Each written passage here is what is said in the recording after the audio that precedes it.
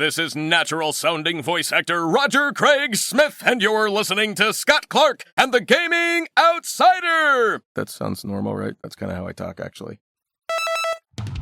Welcome to the Gaming Outsider. This week, all four of us are back to play a little game CB came up with called Describe a Video Game Poorly. In news, the developer for Concord officially shut down this week. As for new games, I had a chance to play Black Ops 6, yes, the multiplayer. Zack played through the DLC for Alan Wake 2 called The Lake House. Alyssa played Leximan on PC, and Thomas makes his glorious return to tell us about his experience with the Riven remake. This is the Gaming Outsider.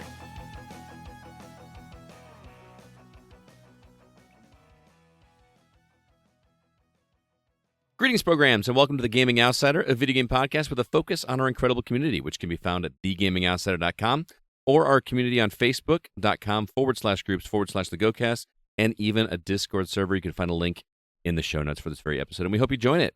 It is Tuesday, October 29th. I'm your host, Scott Clark, and joining me are my good friends. We got everybody in the house. Zach Parkerson, how you doing? Konnichiwa. And Chris Behrensmeyer. What's up, man? What's up? And making her glorious return, Miss Alyssa White. How are you doing? Better than I was. I've been gone for 3 months. Has So it it's been good wow, back. Yeah. 3 months? Well, it's good to have you back, as Good always. to be back. We got a lot to talk about, so let's jump right into the games that we've been playing. And Alyssa, we're going to start with you since you've been gone the longest. What have you been playing? I'm currently playing Silent Hill 2 Remake. I never got to play Silent Hill 2 originally. I am loving it, but I do get very confused sometimes. And Like finding your way around? yeah. Yeah, that's understandable. I don't know if what I say will constitute as like spoilers where I'm at in the game. I don't think so. A hospital, perhaps? Yes, I am in the hospital. Right. I just did a certain puzzle that I did have to look up like what I needed to do because it was a little tricky. It's pretty much a given if it's Silent Hill, there's a hospital. Well, Yeah. and the hospital in that okay. game, I feel like is like a third of the game. Yeah. The hospital's so Yeah, I've been long. in here for 3 or 4 hours now. Yeah, that sounds right. I am so mad I'm not playing Silent Hill 2. I think Scott, Alyssa. Oh, you know, do you have 3D Zelda experience? I can't remember. No, I do not. Never mind then. I was gonna ask you to back me up. I was telling Scott it's kind of structured. The way you go, like, you know, into the town and then you go into the, you know, the hospital and then you come back out. It's very. But while you're in the hospital, you're solving all these interlinked puzzles. It's just really. It kind of reminded me of Zelda when I was playing it. Yeah. I was literally at GameStop. I think I talked about this last week, and I was looking real hard at it, but I was like, I owe 3 reviews right now. I haven't finished Zelda. I haven't finished Astrobot. I want to play King Kong. I should not be spending $70 in a game right now. And then I promptly spent that money at the Pinball Expo last weekend. So it's a good thing I didn't spend it. But are you enjoying it, Alyssa? I am, yeah. I already know the whole twist of the game that got ruined for me, so I don't have that to look forward to. But yeah, I'm really enjoying it. Besides, you know, when I get frustrated because I'm just wandering around being like, what am I supposed to do? Where do I find this thing? But then I eventually find it, and it's rewarding. But yeah, it helps calm my nerves because anything horror related helps me with anxiety and stuff. So that's primarily why I bought it in the first place. You can focus on fascinating. She could focus on someone else's horrors rather than her own. Yeah, that's it. Yeah. Interesting. Mm-hmm. Well, if you ever get too stressed out, don't be afraid to lay your head down on the pillow and take a little rest. That's true. I was waiting for that to turn dirty for some reason. I don't know. It was for the Silent Hill 2 fans will know what I just did. That's all. Gotcha. Yeah. CB, what about you, man? What have you been catching up on? Oh man, I played a ton of games at R2V2. Yeah, what'd you play? Well, we cranked out some Steel Battalion, some Jack Brothers. He cranked it out. He did, dude. That thing saw so much play over the weekend. That's what I would be playing if I was there. Lots of people frustrated, like they could not figure out how to move. They're like, there's so many buttons. I'm like, yeah, I know. I think Grant was playing it, and he said that he couldn't figure out how to move. He just was hopping like 5 feet at a time because that's all he could figure out how to do. Like, here we go. Jumping Flash. Yeah. Played some Animal Crossing on my new console. New console? What's your new console? I got a Panasonic Q. Oh, yeah. Oh. The Panasonic GameCube, silver Yeah. Oh yeah, I know you've been wanting one of those. Okay. Dude, it's gorgeous. It sits in my basement now on my game shelf. You've been eyeing one of those for a while. Oh, for a long time. I think I was looking at one when I was in Oregon. Yeah, you For texted you, me. like, You're you were- like, hey, what about this? And it's funny because I paid less than what you found it for. There you go. Good thing So- you held out. Yeah. I played some more Typing of the Dead when I got home, and I beat it. So Did you learn? Did you learn how to type? No, I'm still terrible at it. Oh, But that Oh. that game is so stupidly fun. Scott can attest because he played it too. I did play it. It is a lot harder than I expected it to be. Yeah. Like, did we talk about this already, Zach? I can't yeah, remember. you did. Mm-hmm. So yeah, I was surprised. I thought, oh, I'm a really good typist. I'll have no problem at this. No, that is a lot more difficult than I It thought. is. It definitely cranks up the difficulty. Typist is kind of a skill that's not going to be required in a few years, right? It's Everything's just speak to text. Yeah, Yeah. Oh, yeah, or true. touch Almost not. screens. Yeah, it's almost not required anymore. that's true. Yeah. What Yeah. else? Poor man? Mavis speaking. Pour one out. Yeah. Yeah. Then of course I had to play some Little Samson and everything when I was there. Oh, and hmm and the Beachhead VR, Oh yeah, the new arcade machine that CB which bought. is obnoxiously loud. Yeah, like we had a vendor that was right near that table. And it was like just nothing but machine gun noise the entire time because we couldn't figure out how to turn it down. Yeah. So yeah, I played a lot there. Spent way more money than I should have, but And my wife kept asking me last night, actually, like, did you pull out $100 at the ATM at the Cliff Breakers twice? And I was like, yeah, they only took cash at the bar. I had a few drinks at the. yes, you $200 worth. It sounds like. No, I also bought I bought some other stuff too, but Oh, okay. Yeah. and food. Gotta Yeah. support. did. It was a busy weekend, man. It was. Played a little bit more of Space Marine 2. Hey, I played that too. Dude, I love that game. I only played through like the enough to unlock the multiplayer because apparently that game just feels like it should be played in multiplayer, and I got that far and I never went back. But man, that game feels awesome in terms of how viscerally gory it is. Oh yeah, it doesn't let up. And you mentioned it, and I almost didn't believe it, but it's crazy how many enemies are on the screen at one time. It really feels. It gives that sense of war. Like, you play Gears of War, and you just come across a horde of like 4, 5, 6 enemies or whatever. This is like there's just a constant barrage.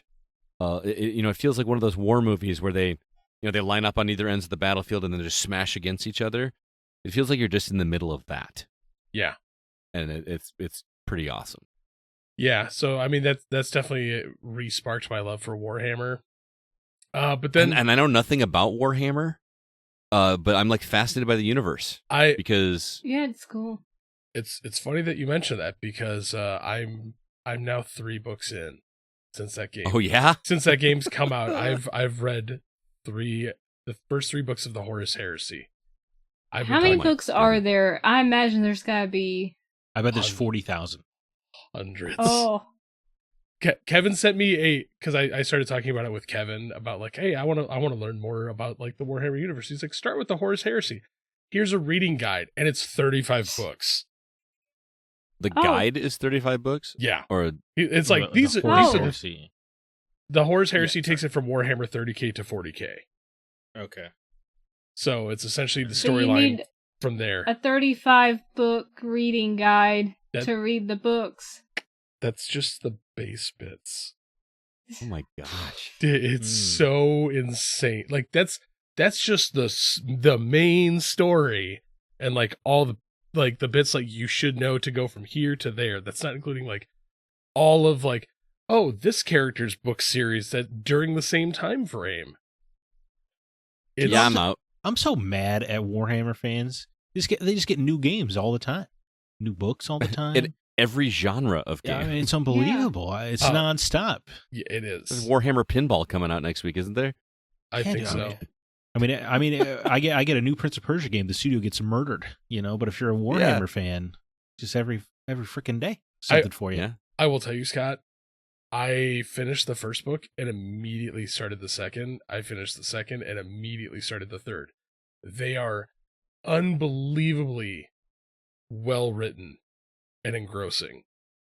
Like they are you can start there. fascinating. Like It's you just boop, picked it up, and it's like it just goes, and like the pace for it is perfect, and it explains quite a bit of things that have happened before, things that are happening during.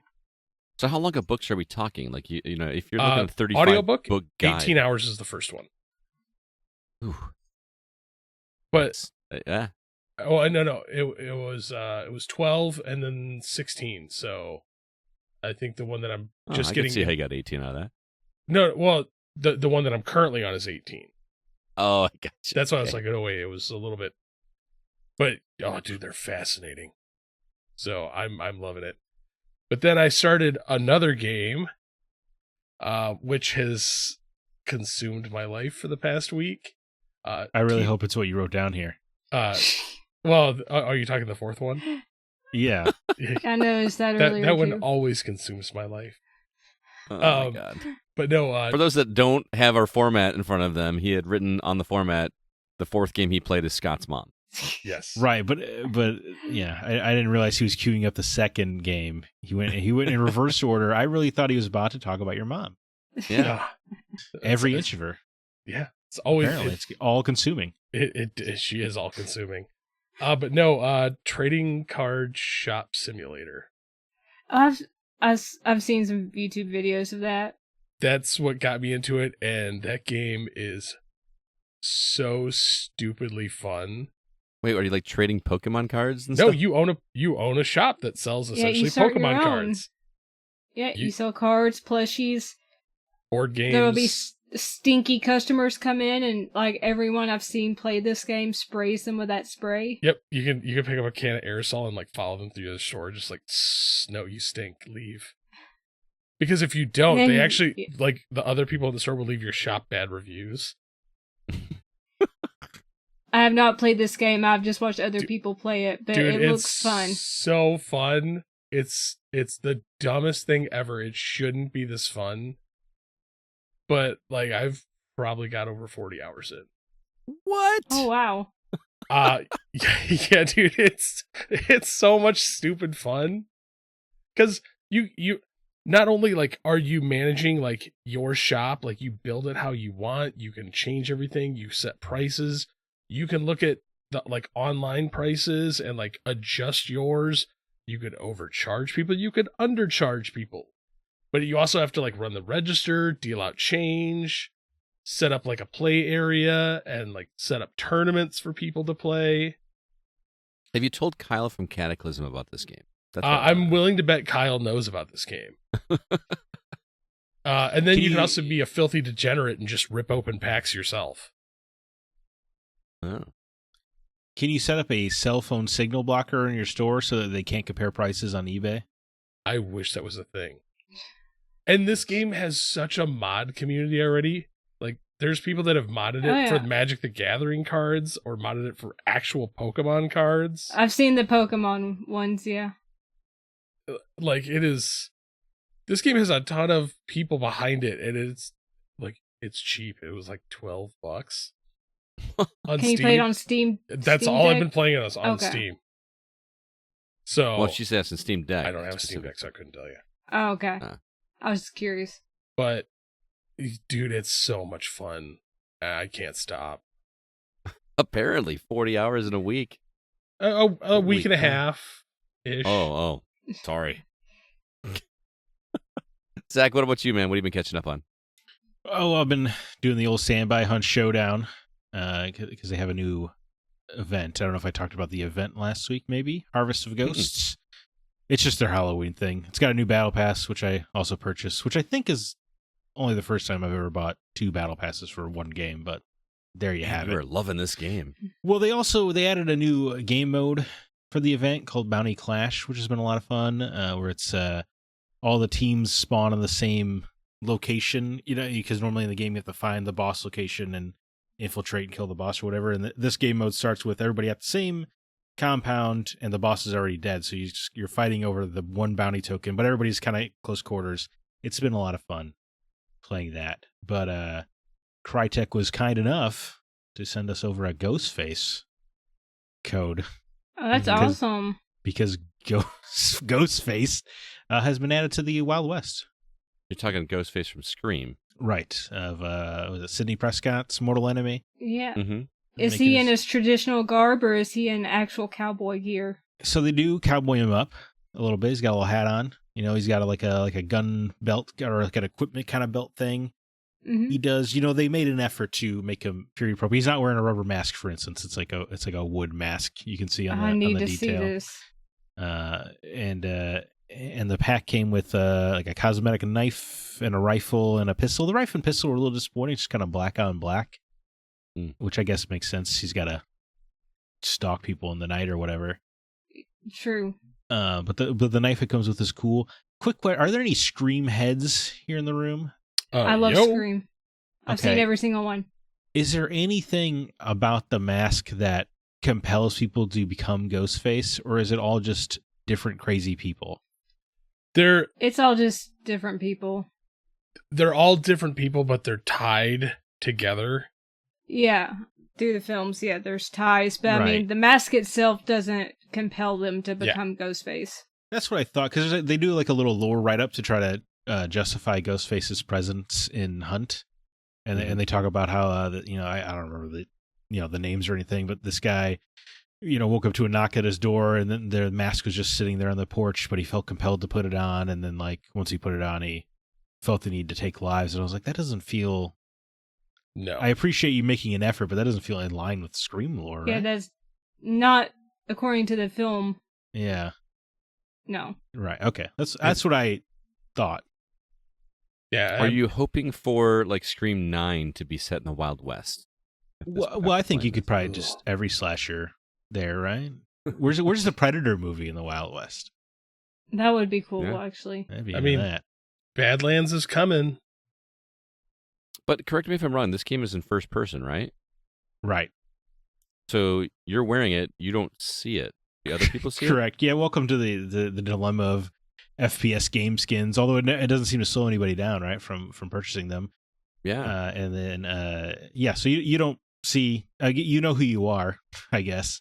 And everyone's got different grunt voices, depending on your skin. Oh, dude, that was a note I had. I feel like Ghostface should be dead silent, right? No, you should have the little voice recorder. Yeah. Your voice should sound asking what your heavily favorite scary movie modulated. is. I don't know if they had those in the 1896. Who's your favorite bounty?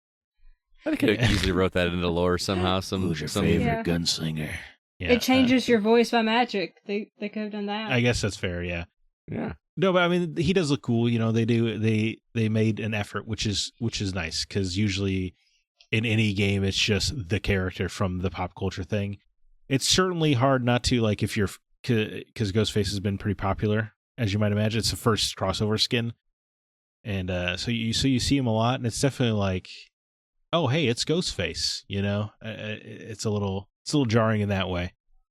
I'm not gonna lie, dude. I looked up the skin for this. This actually looks pretty badass. Yeah, that's what I'm saying. No, it looks super cool. Yeah, and I think so. What I like, because kind of almost got like the bandages kind of draping off his hat look or whatever. Yeah, it's super sick. And that knife actually looks amazing. Told you the knife was cool, dude. That knife looks awesome. Yeah, the knife's fun. I've been rolling with the knife for sure. And then but it's standard. I think he's $10. Which is in the world of multiplayer game skins, I guess $10 is actually kind of fair. But and the knife's name is Life Taker. Life Taker, yeah, you betcha. Actually, it's $4.99. I just wanted to clarify. Not in the PlayStation Store. It's not. Oh, really? Yeah. I'm shown here. No, that is Dead by Daylight. I'm looking at. Well, don't you look foolish? Anyway, I do look foolish. Very certain it is $9.99. So your mileage, may vary. I guess it is cheaper than other skins, but I guess it depends on how much you love Ghostface. But it's a cool skin. Is very cool. Anything else? Yes, of course. Dragon Quest XI. I've been chipping away at that. That's a very, very fun game. That's a very cozy time. I'm starting to gather party members, which is cool. It's obviously a fun aspect of these games. I don't know. I just met Sylvando, and he's delightful. I have never played a Dragon Quest game. I haven't either. It's been a while. This is my first, so I'm cracking into the franchise. If you guys want an entry point, this feels like the one. It's so good. I thought everyone always said 8 was like the best. That was the one on PS2 era that everyone just said was like one of the best RPGs of all time that I've never played. I feel like the ones I always hear are 3, 8, and 11. Okay. Amongst the nerds. But I started playing that because I was going to the land of Japan where they obviously are obsessed with Dragon Quest. But I figured, why only one game? Why not explore Japan through a simulacrum of Komorocho? So I picked up Yakuza Kiwami. Actually, I already owned it. I just had never gotten around to playing it. And I'm about like 4 or 5 hours into Yakuza Kiwami, and this game is freaking awesome. Really? Yeah. I mean, they keep making so many of them, Yeah. so I imagine it's got to be good, but it's another series I've just never touched. Yeah, I really want to get into it. Like, I love Judgment. Sorry to interrupt, but first off, everyone is different on how if you should start with Kiwami or Zero, and then there's so many games and they're so long. But one day, I will play one. They do seem long. Yeah, Judgment looks awesome. That one I've had a physical copy of since I've had my PS5, and I just never got around to it. Judgment took me over 60 hours to finish, and then I haven't played the sequel. Well, that's intimidating. Kiwami is supposed to be a shorter one. The Yakuza one. Supposed to be like 15 hours, I think. But I wanted to start here. Everybody says to start with Yakuza 0, but everyone also says that one's the best. So I'm like, why would I start? If I start with the best, it's all downhill. Mm-hmm. So I started to start with the story that started it all, right? It's the only reason there's a franchise, so obviously there must be something to it. And I've really gotten invested. It's a great little like crime story setup where Kiryu, the main character, this doesn't feel like a spoiler as it is the setup of the story. He takes the fall for a murder for his friend, because his best friend, if his best friend went to prison, he would miss an important family member is in the hospital and dying, and he would miss that. So Kiryu takes the fall for this murder and spends 10 years in prison. And you get out 10 years later, you've been expelled from the Yakuza. First of all, you're playing as a 37-year-old in a Japanese video game, so I'm surprised he's not in the geriatric ward. But it's been just a great deal of fun. A lot of crime intrigue. You get out, and your friend is maybe not quite the guy he was when you left him.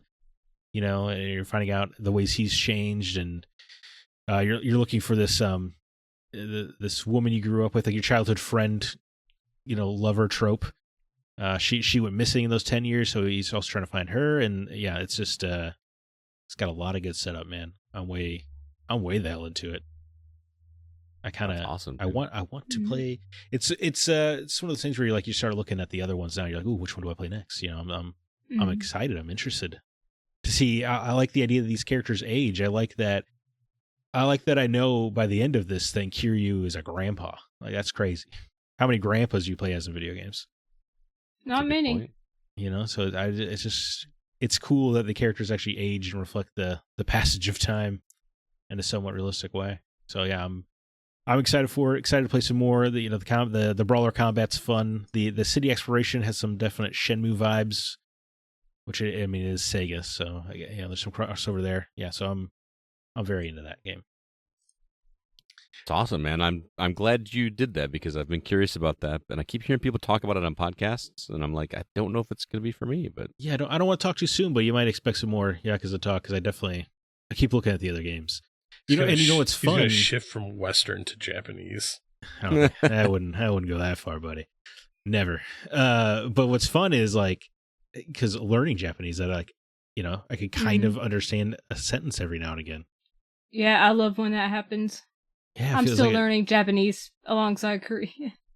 Well, those seem tough to intermix. It's a good confidence boost though when you understand a sentence.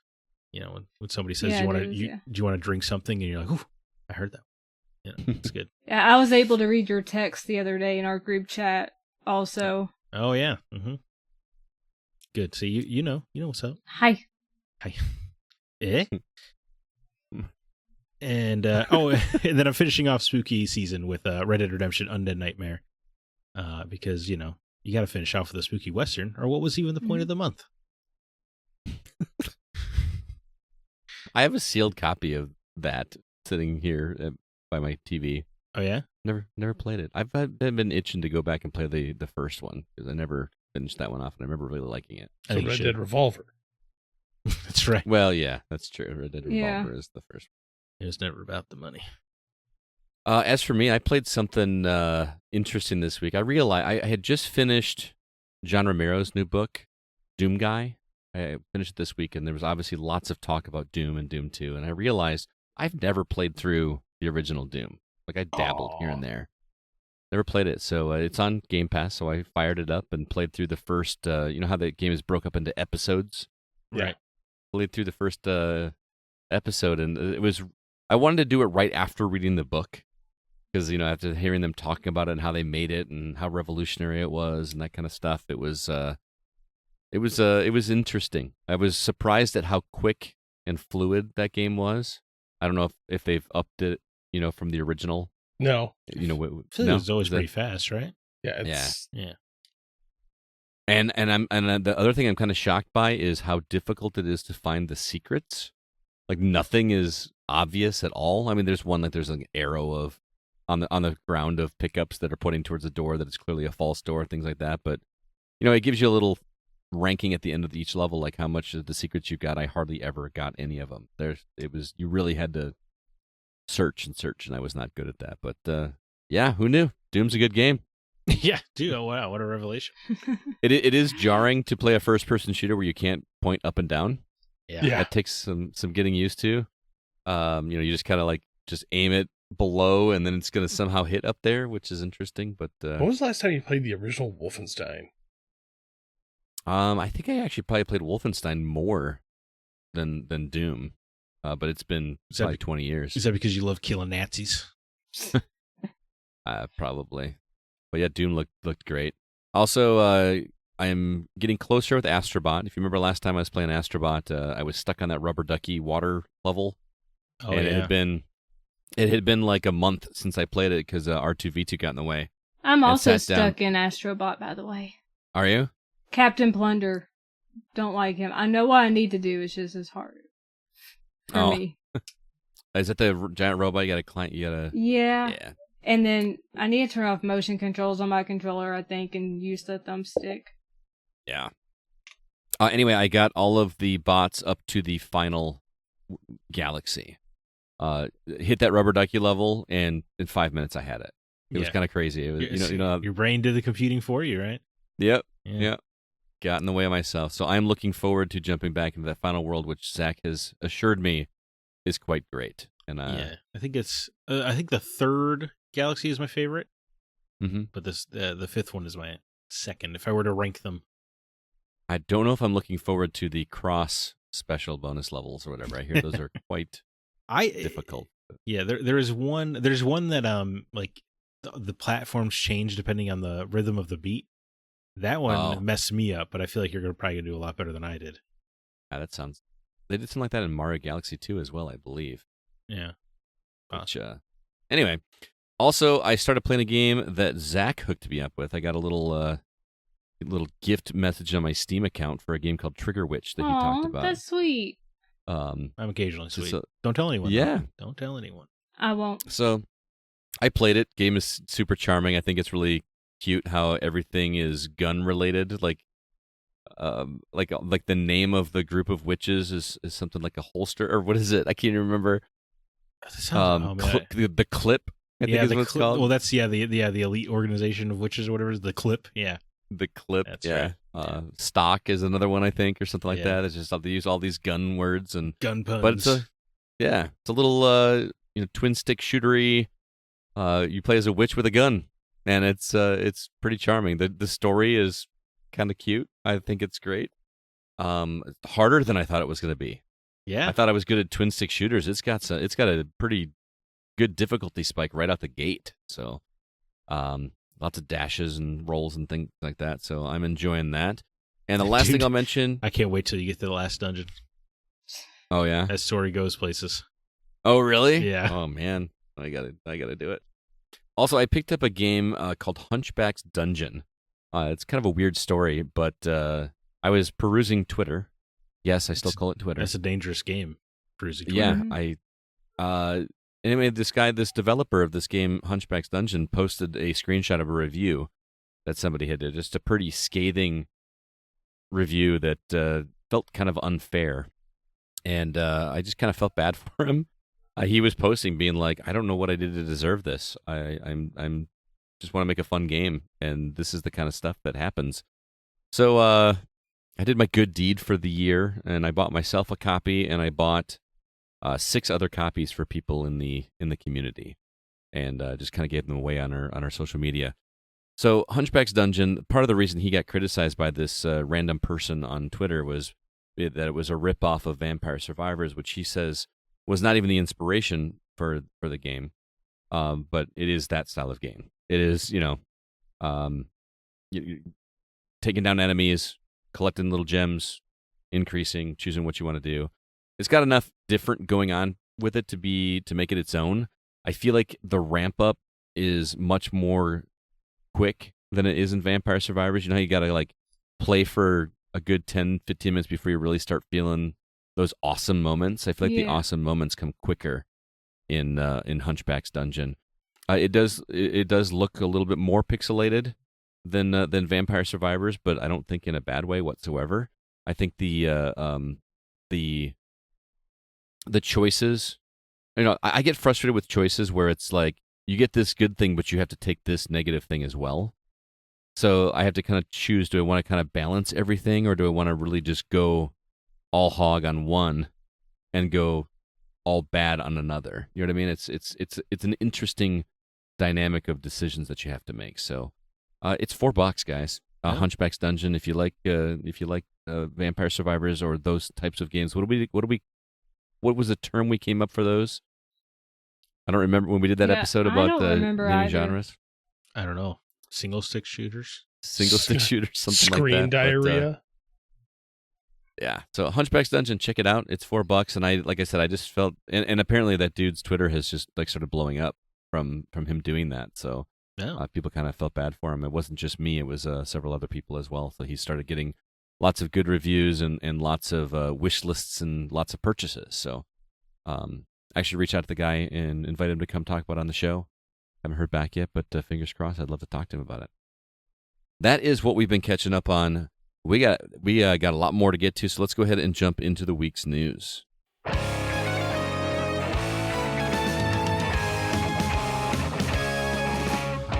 Got a couple, actually one new trailer, Yuka Replayly.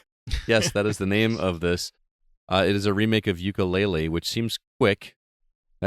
These remakes of games that came out less than 10 years ago. Yeah, when was the original? 2016? Is that right? So it's been like 8 years? Sounds right. Yeah.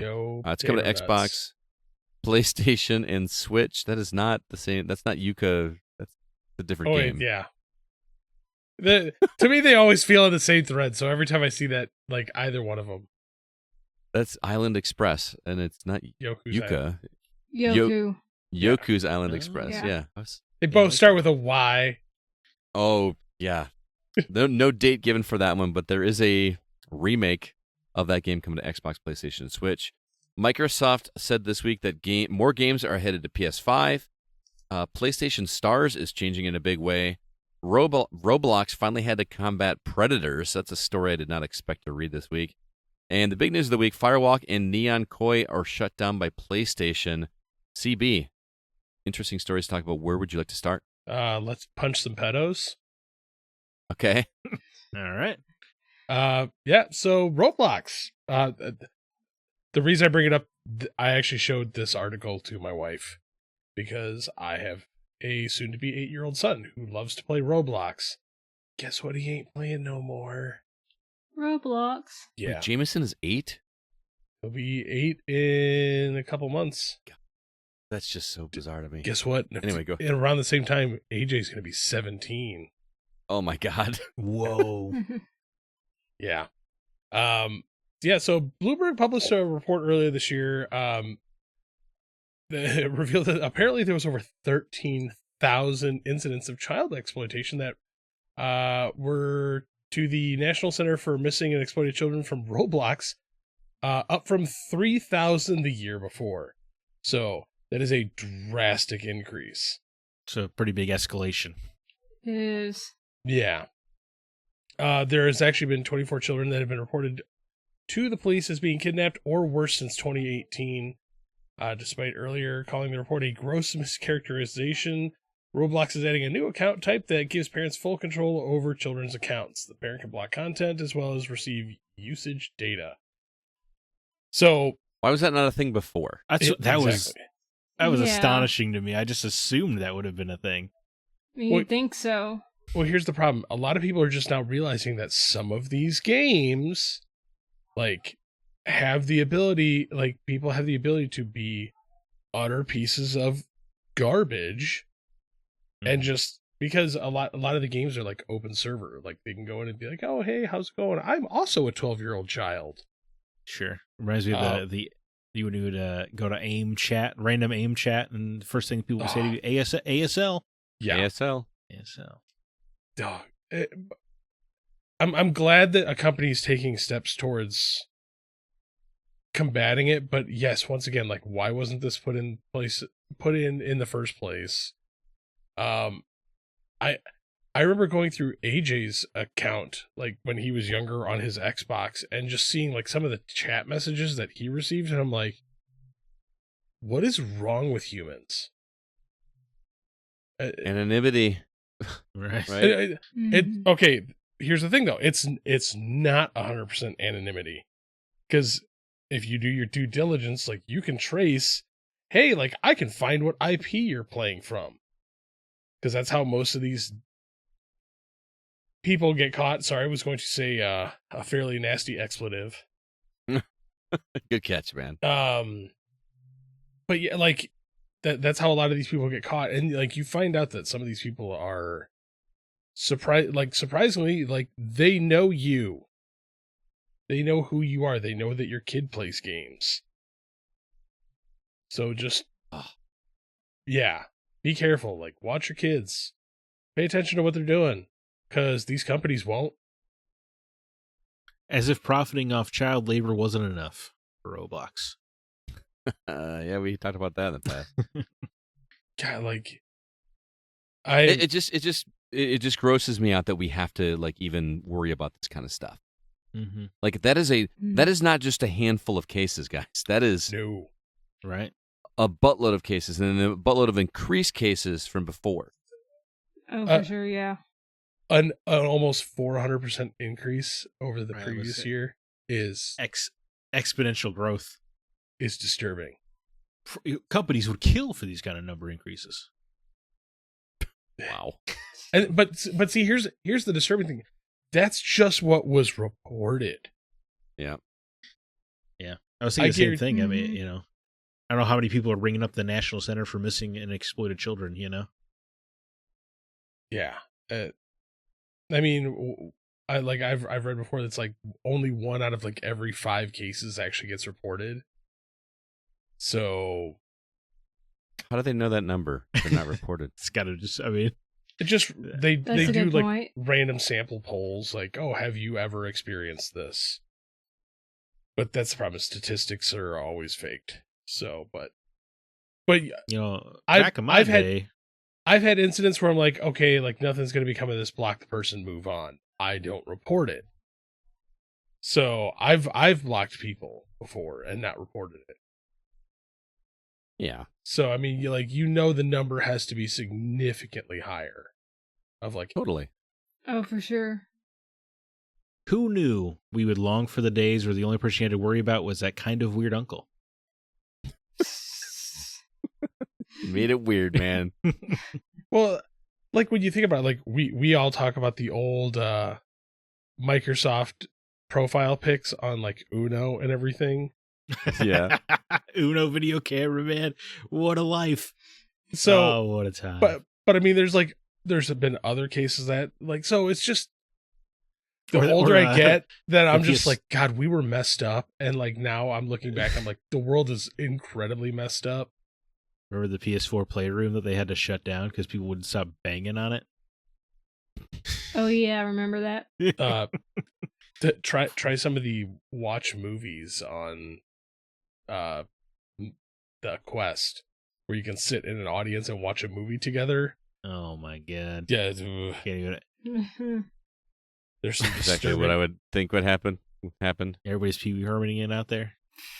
It's not just the Pee Wee Hermaning, but the fact that they're just like, we're gonna make a movie of our own, and you get to experience Oh. it. Well, it's nice. They're sharing. So family feature. Yeah, Oh my god. Well, let's move on. I'm getting it's getting We're weirded out weird. here. Yeah.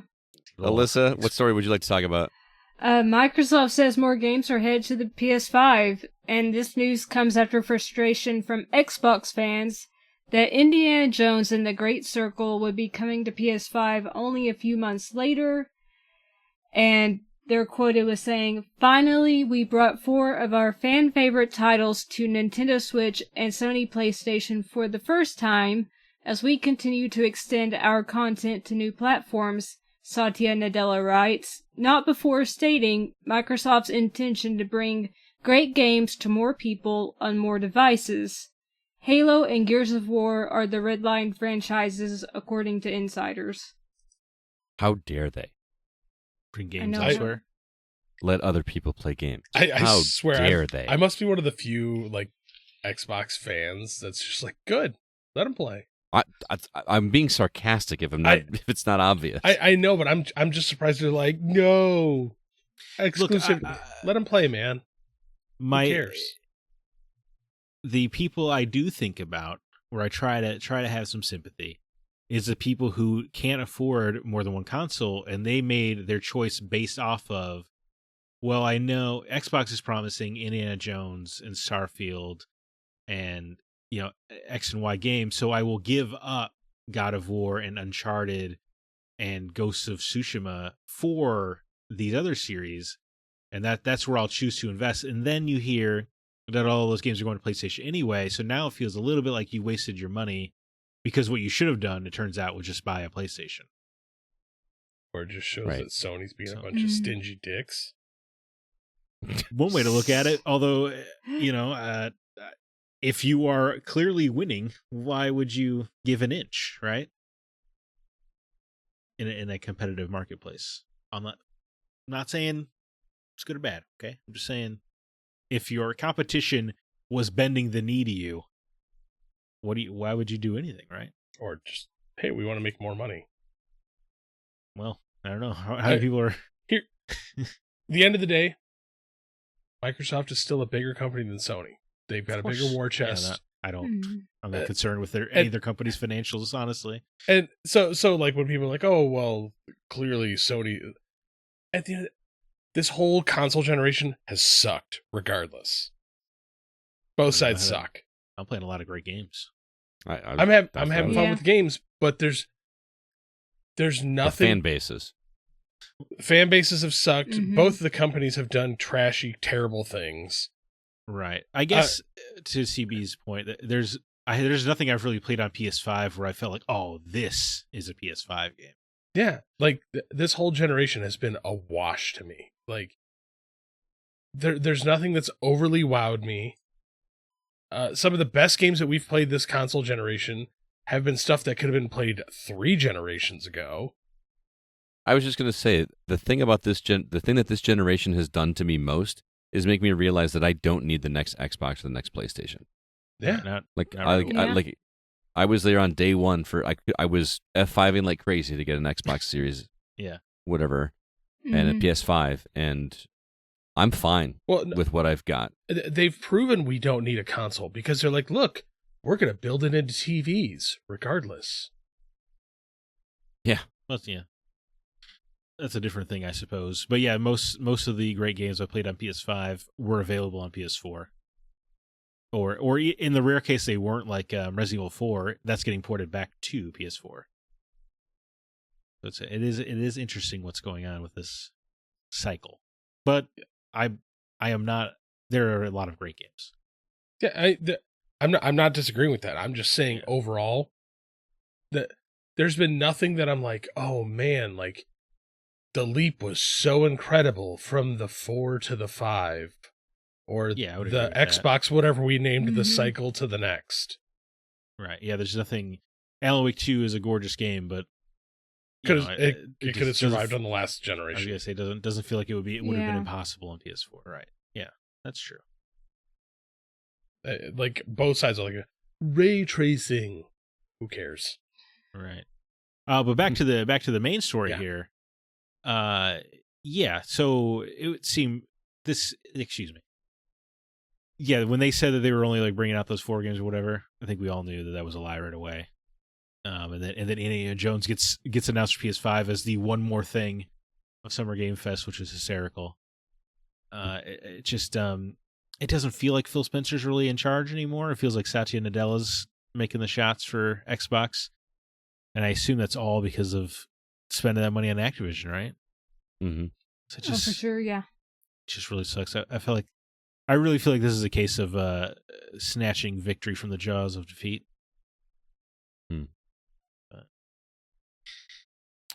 Oh, well, maybe I said that backwards. Did I say that backwards? Yeah, you said that backwards. Yeah. This is snatching defeat from the jaws of victory. Right, Yeah. Yes, yeah. Everything was finally lined up for Xbox. And then... Yeah, they just couldn't leave Phil alone. And then Phil's like, no, I'm going to become a shill. And then they're like, we're going to punish you. The shill. They're like, we're going to punish you. And then just destroy every good work that you've done. Now, I do...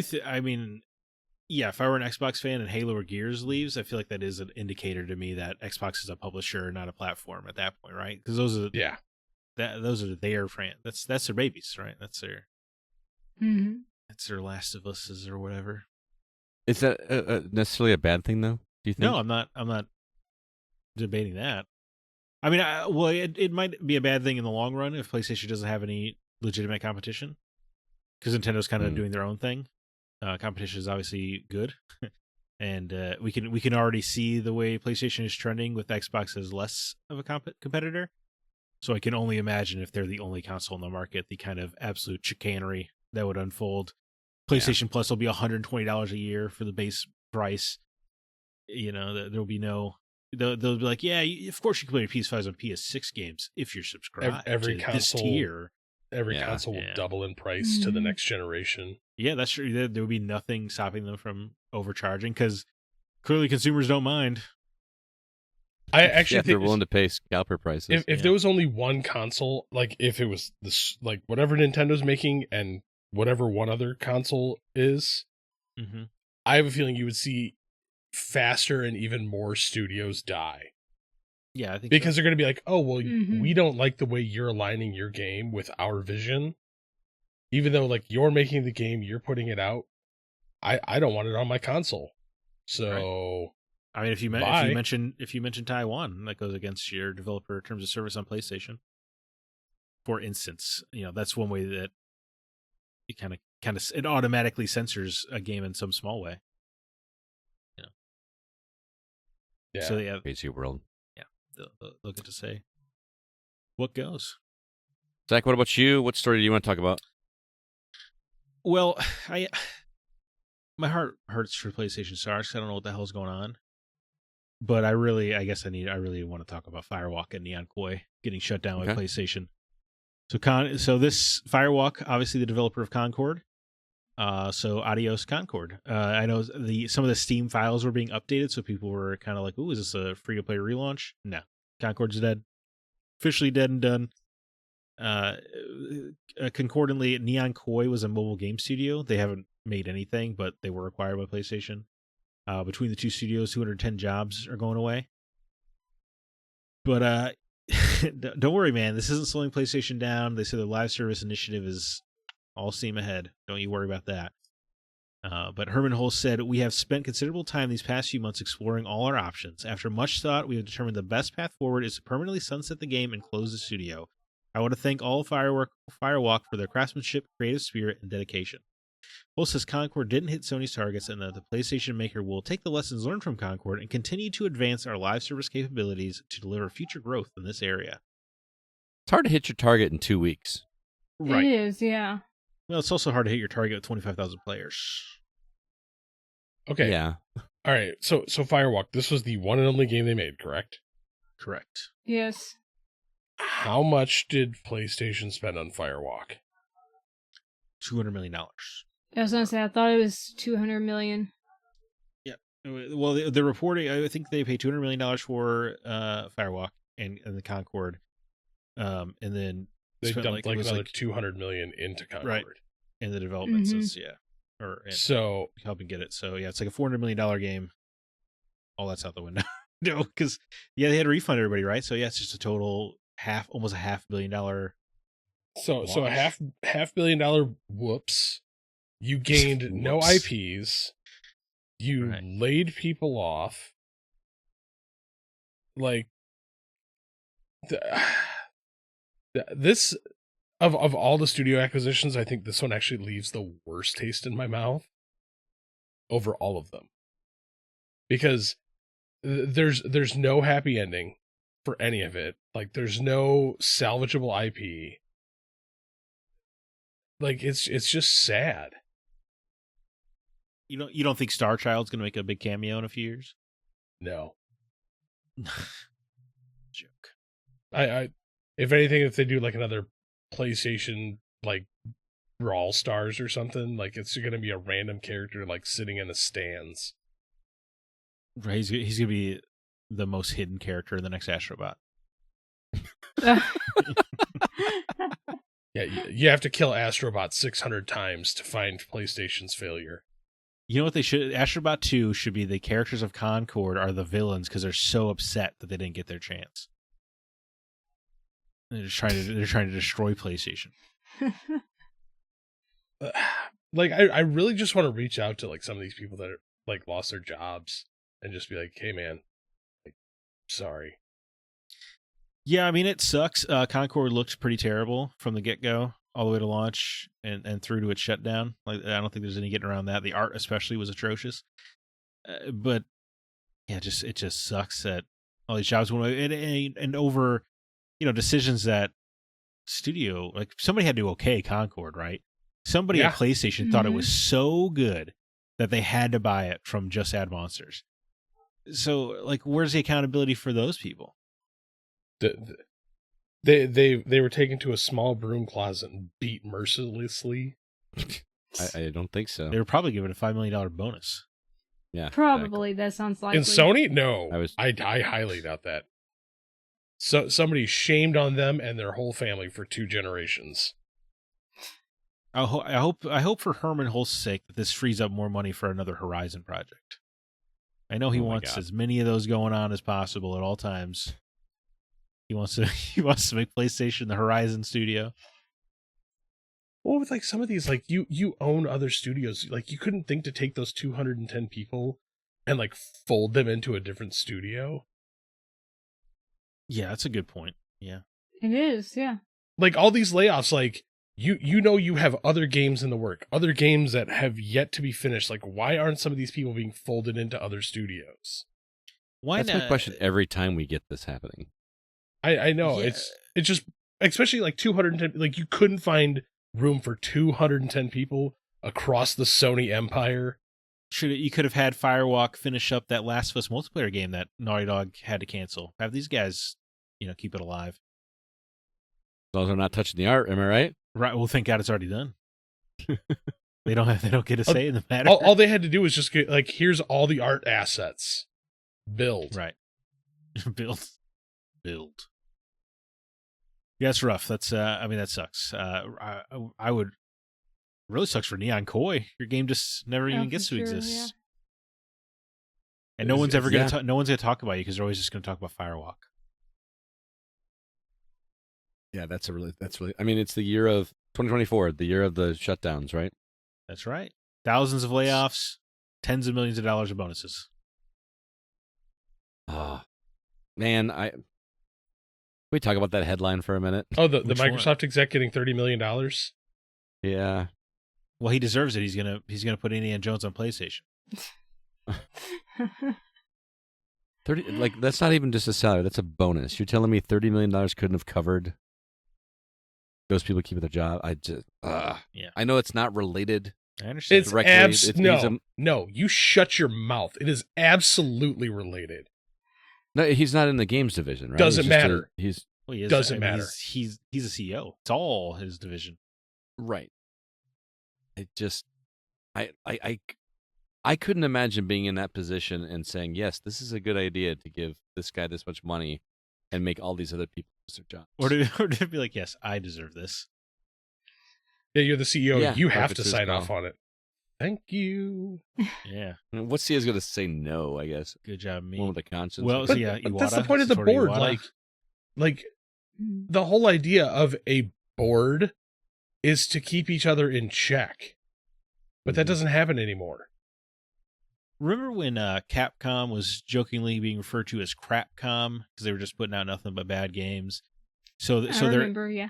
So their answer was to give everybody raises so they would be happier and make better games, and then look at them now. Just saying. Yeah. People produce Good better work. point. People produce better work for a company if they feel good about that company. Yeah, except they agree. still won't make a new Dead Rising. They made that. But they do have the remastered one now of the first game. Look, man, it's Let's be honest, the third one wasn't great. Let's be honest, they've never made a great Dead Rising game. I've never played a Dead Rising game except for the third one. I think I played the third one as well. Oh, by the Wasn't way, crazy Scott, about it. that wasn't a bonus. He was awarded a $30 million pay raise. Oh. Seriously? Yeah, that was not a bonus. New York Post writes, Microsoft CEO Satya Nadella was awarded a $30 million pay raise, 63% more than he earned last year. Even as the Windows maker slashed its workforce by 2,500 people, stock awards for Nadella, who earned $48.5 million in 2023, climbed to about $71 million from $39 million a year earlier, according to SEC filings. Just make it make sense. Make it make sense, please. All right, well, that's enough news for the day. Let's go ahead and move on. I want to remind everybody about how you can support the Gaming Outsider. If you love this show and would like to keep us going or maybe get some bonus content, consider joining our Patreon. We've got over at patreon.com/thegocast. You can donate $1 a month, get the episode a day earlier than everybody else. You can donate $3, get a bonus episode, or $5, get 2 bonus episodes each month. And we would greatly appreciate it. It does help us keep things going. CB, what is currently available for people to check out and what's on the horizon? Desert Island Games with Ben Ruiz of Dino God, as well as listen to Stephanie Clark's musings about what it's like to be married to Scott Clark.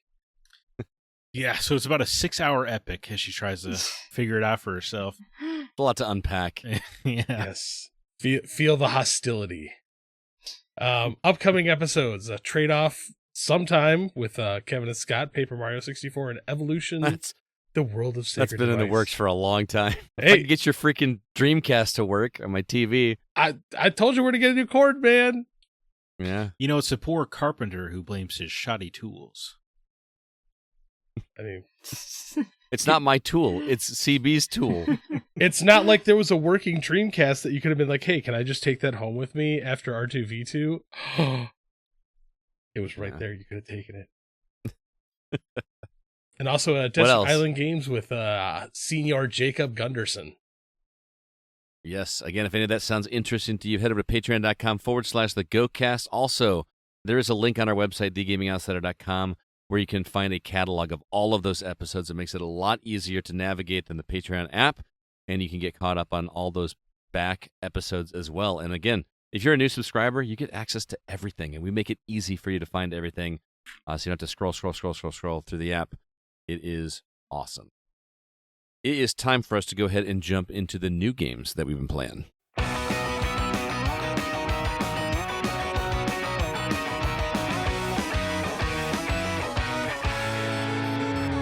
Zach, what's coming new on the horizon that people can check out? Well, Scott, hopefully nothing for you if you want to survive. Farmagia, Farming Monster. It's like a farming kind of Pokemon crossover thing going on. That comes to PS5, Switch, and PC November 1st. Albatross, a mountain climbing RPG, comes to PS5, PS4, Xbox Series consoles, Xbox One, Switch, and PC November 1st. Arrow the Acrobat, a Rascal Rival Revenge is yet another retro re-release for the Arrow franchise, and that's coming to all consoles November 1st.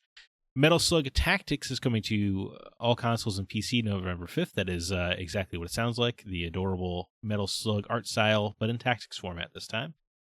Slavic Punk Old Timer, twin stick shooter, sorry, an old guy, as it were. Coming to PS5, PS4, Xbox. Starring Scott Clark. Yeah. You're very Slavic looking. That comes to PS5, PS4, Xbox Series consoles, Xbox One November 5th. Monarchy, it's like a 2D kingdom raising game coming to all consoles and PC November 5th. Mario and Luigi Brothership, the newest turn-based RPG for the Mario and Luigi franchise, coming to Switch November 7th. Empire of the Ants is an interesting looking game where you're playing as an ant and you have like RTS battles. That's coming to PS5, Xbox Series consoles, and PC November 7th. Goat Simulator Remastered is justifying the current generation of consoles as it's only releasing on PS5 and Xbox Series consoles, as well as PC, November 7th. And then Metro Awakening is a new VR title in the long-running Metro series, and that's not only on PC VRs, but it's actually coming to PSVR 2 on November 7th. CB, my friend, what game on this list are you interested in? First, I want to say I'm actually amazed that people are still making stuff for the PSVR 2. That's why I had to note it. Yeah. It's starting to feel like when's going to be the last one, like Google Stadia. Google Stadia, Yeah. wow. Yeah, there's a Okay. callback for you. Dude, I still got that controller around here somewhere for my Stadia. I want to play Empire of Ants, man. Looks good, right? Dude, it looks real good. I watched that Yeah, trailer and the I'm like, photorealism of that looks almost like real ants. It's eerie. It's Yeah. also based on a book. Based on a book. Oh, is it? Mm-hmm. Okay. Good Do book. the ants talk?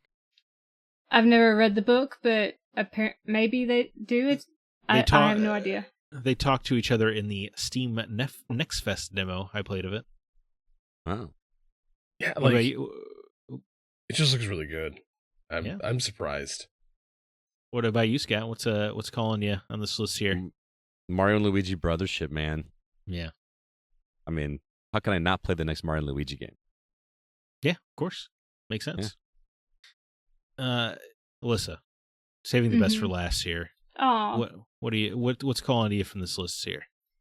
Albatross. As soon as I saw the trailer, I'm like, this is an Alyssa game. Understood. Yeah, I mean, I could see how that would be. Just climbing up that mountain. Yeah, looking for my brother. Looking for my bro. Yeah, I think I would also be looking for my bro and my brothership this week if I were playing anything. Oh, I really love ants. Really into ants. Dude, it feels weird to say that. I'm like, ants. Yeah, but I do. You know what? I'm changing my answer. Empire of the Ants. I'm changing my answer to Empire of the Ants. I've been converted to for the Emperor of Ants. I wonder if there's like multiplayer with it. I would We doubt it. could build an ant colony together. It's just, when I was a kid, Now you're talking. The first game I wanted to make was the ants going to war, and this kind of looks like that. So you know what? Pouring one out for my childhood self. Empire of the Ants, man. I'm probably not gonna play any of this. I'm gonna be in Japan, but a lot of good games coming out. Yeah. Jumping over into the games we've actually been playing. Scott, Black Ops 6, first year in Game Pass. That had to be exciting. Totally. And you know how much I love the campaigns of these games, right? Right. That's all I wanted to do. So that's what I was wondering. Is that what you jumped Yeah. into? No. Okay, so I jumped glad into Oh. multiplayer. you're excited. Did Joel get you on it? Totally. Yeah. Joel was very much like, you're playing Black Ops and you're going to like it. You're going to sit down and so I feel like I'm the worst person to give a solid review for a new Call of Duty game because I have no basis of comparison. I've dabbled in the multiplayer whenever Joel makes me play it, but I can't tell you a whole lot of what's different about Black Ops 6. All I can do is give you my perspective as a person that is just a very casual multiplayer person. But I will say, number one, played Friday night, the day the game launched. Absolutely zero server issues. Nothing. Everything worked right out the gate, which I feel like was something that absolutely had to happen. It's so increasingly rare, right? That a game actually works the day it comes out. Mm-hmm. So I did not touch zombies, which is probably the one I would have enjoyed the most because I like co-op stuff more than I like competitive stuff. But jumped into the competitive stuff with Joel and Jesse, his buddy Jesse, who was at R2V2 not this year but the year before, and got to kind of reconnect with him. Let's see who else hopped on. CJ hopped on. Paul hopped on. I had more fun when I was playing this with just people I knew. I was running around shooting people I knew instead of just perfect strangers and getting destroyed by strangers. If I get destroyed by Joel, he's already like prestige or he was halfway to prestige on Saturday. Oh my god. Yeah. Are we for real, dude? Yeah. Jesus, Joel. Yeah. So I'm okay getting destroyed by him. Somebody else with goofy names and whatnot. But he does Call of Duty every year, right? That's his. Stuff. Yeah. He is. He's big into it. Got a text from him tonight. Hey, we playing Call of Duty on Friday? I was like, man, I'd like to play some campaign. Right.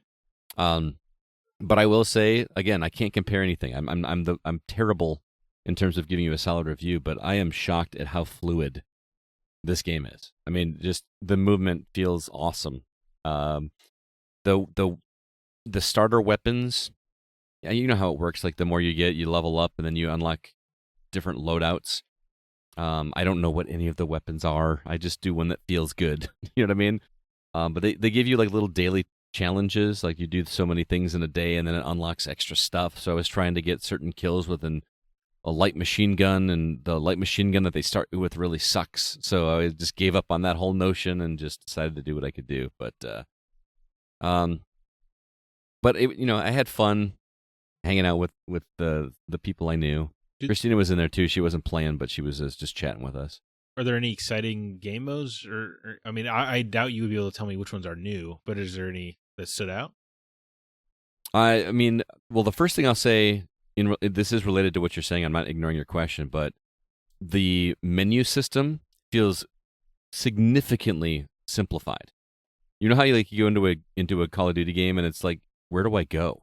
Sure, Modern Warfare 3 was. I felt like the menus were unusable. It's just ridiculous, and this is just very much like, what do you want to do? Do you want to play campaign? Do you want to play multiplayer? Do you want to play zombies? What do you want to do? It's that Xbox Touch now that they're involved. Yeah, exactly. So I appreciate that, but I didn't notice any new mode. There was a new mode that we played that I wasn't familiar with. What's the one where like you have to control the point? There's like 3 different points, and you have to take control of that point and stay there for a few seconds until the markers show up. You know what I'm talking about? Yeah. I know. I just don't know the name. Zone control? Our Call of Duty fans are just like screaming at me right now. Yeah. But there's another one where instead of there being like an A, B, and a C, there's just one. And that one just randomly moves to a different location on the map. I do not like. So it's essentially a movable King of the Hill. Yeah. Yeah, well, I was gonna say that reminds me of if you played Annex in Gears of War, that was that mode, and I love that there. I loved that mode. Yeah, it was great. Well, Annex was cool because it would like center around a weapon spawn or whatever, so it's kind of intimidating because you knew you were like, well, oh man, they already got the torque bow, locked down. Crap, Yeah. But anyway. So not a whole lot for me to add that's going to really either sell you or keep you away from it. It feels what I remember of Call of Duty. I still suck at Call of Duty.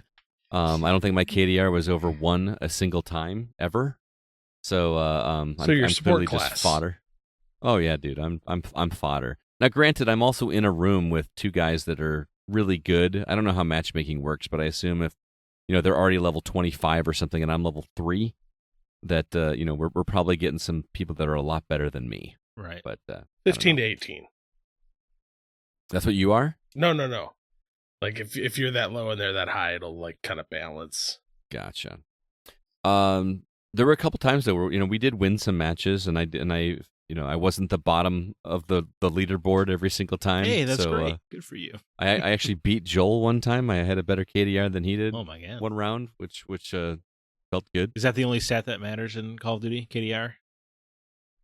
No, there are other things you can do on the maps, like objective base and.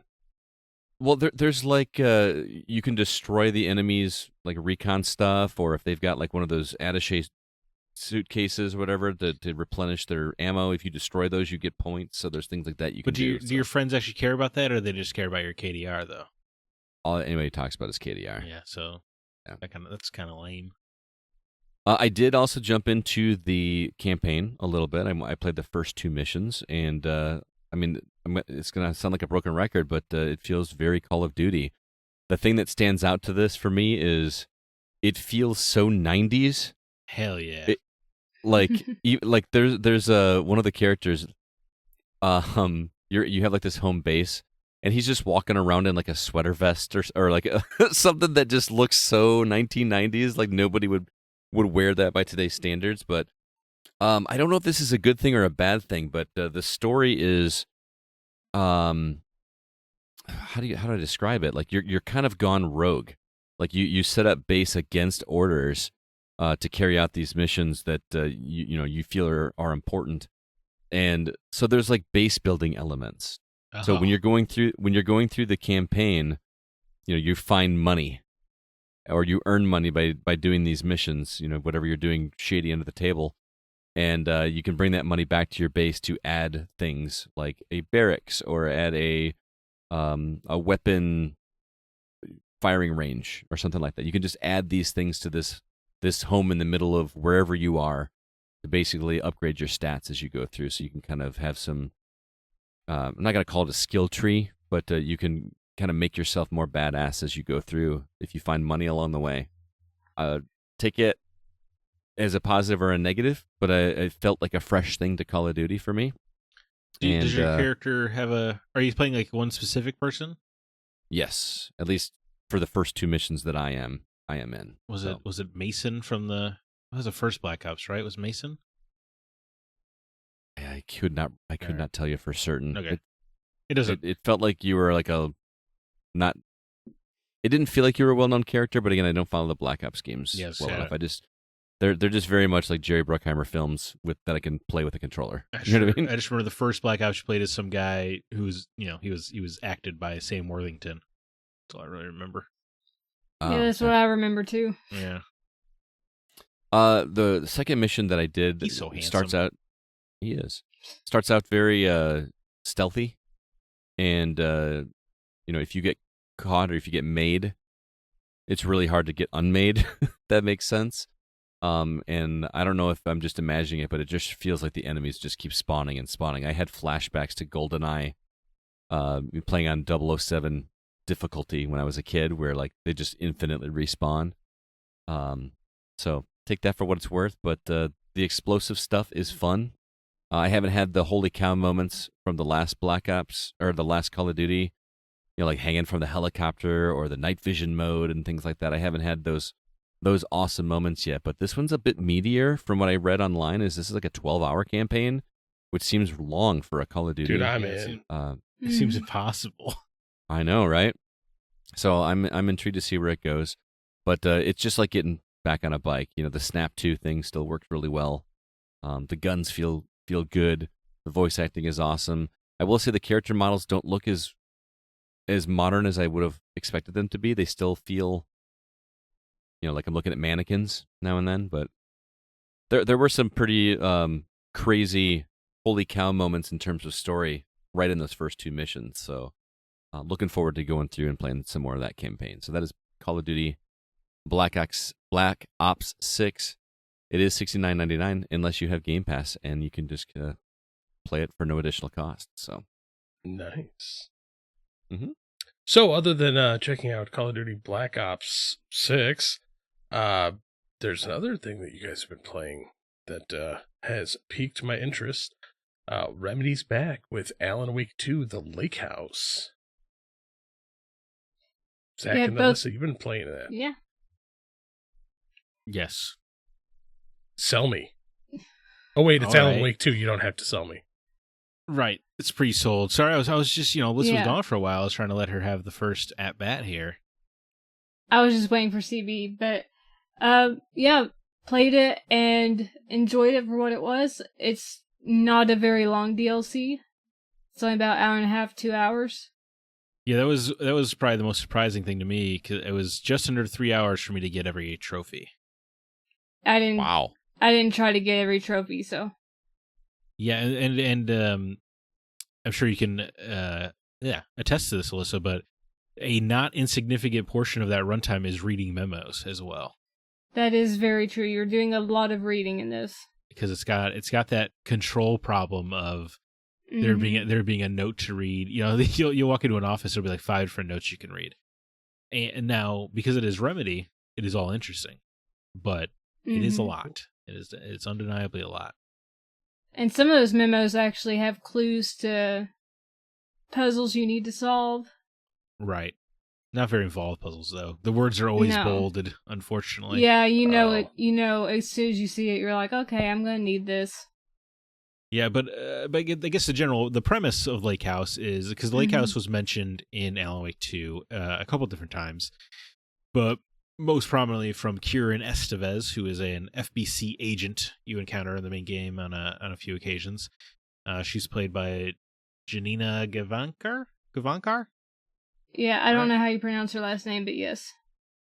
And it's her telling the story to Saga about what happened to the Lake House, and you go there because it's an FBC outpost, an FBC outpost, and it's run by this husband and wife research duo, but they're not a great married couple.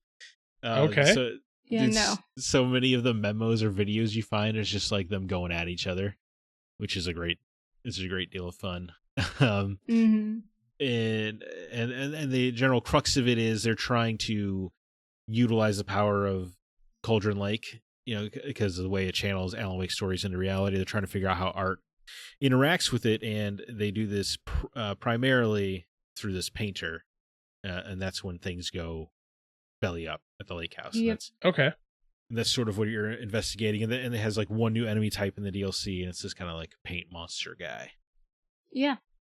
And they're Paint monster. Okay. guy gal. All right. I'm Sorry. I'm afraid to ask questions. yeah, because I don't I want don't want to spoil anything, so. Yeah, like I mean, is it safe to say that there are some connections to other Remedy properties in this, or is that a spoiler? Or No, I mean, I don't know. It's the RCU, right? It's the Remedy Connected Universe. They're not afraid at this point. These games are very interconnected. They make some mentions. I think they did mention Alan Wake 2, but there's some stuff going on with the oldest house that is unresolved from Control, and there is one thing you can find. There's a trophy for it, so it's not like super hidden. But there is one thing you can find, and if you find this thing, you get a straight up teaser video for Control 2. Oh, I did not find that. Yeah. So I know Damn the it. general hook of Control 2 now, which is fun. Now I have to go home after we finish because you know how I love Control. Yeah, I mean, you'll knock it out real quick. If you were to Yeah. skip reading, I feel like the game, you could probably beat it in an hour. Oh, for honestly. sure, yeah. Yeah, I mean, we're always going on and on about how we love short content, but I wanted the Lake House to be longer. I did as well. I felt like it was a little too short. Yeah, it was fun. I liked Estevez enough, but I wanted to get to know her better. Yeah, you don't really get to see her or her personality that much. Yeah, She's just commenting on things. right. But see, I feel that's like the thing with every Remedy game that I've played. Is like I always feel like I want more, and I want more now. Sure. Yeah, I can relate. Yeah, Alan Wake 2 was 30 hours. I still could have gone for some more. Mhm. Yeah. So it was just especially for I was gonna say a $10 DLC, but we live it's so hard to judge DLC by price now because we live in a world where people buy $20 skins and don't bat an eye. It's never Mhm. hard, but it's $20 for the DLC packs, both of them. So it's essentially it's $10 for like an hour and a half story here. Yeah. It doesn't feel right, but then I have to remember the market we live in. Especially, That's it's just true, like yeah. it's been a year. I didn't expect feels after so- a year for. It feels so weird that it's been over. It's I been a year know. or I think it's over a year. now. Yeah, over a year now since Alan Wake 2 came out. It hasn't hard felt was that it? long. How hard was it to jump back into that gameplay? If it's been a year, because we all knocked that game out like the month it came out, right? Yeah. It wasn't too difficult. I did have to relearn how to turn the flashlight on. I was like, which button was that? Yeah, But, I mean, it wasn't that difficult to get back into it. any third-person survival horror game basically plays the same at this Yeah. point. So it was pretty easy. The trouble for me was coming into it right after Silent Hill 2, and the dodge button is different. Is really the only concern. So I kept reloading my flashlight instead of dodging. Oh, Oh, yeah. more batteries That's gone. true. Yeah, as a guy drives a lead pipe into my face. I've had the same problem, except opposite.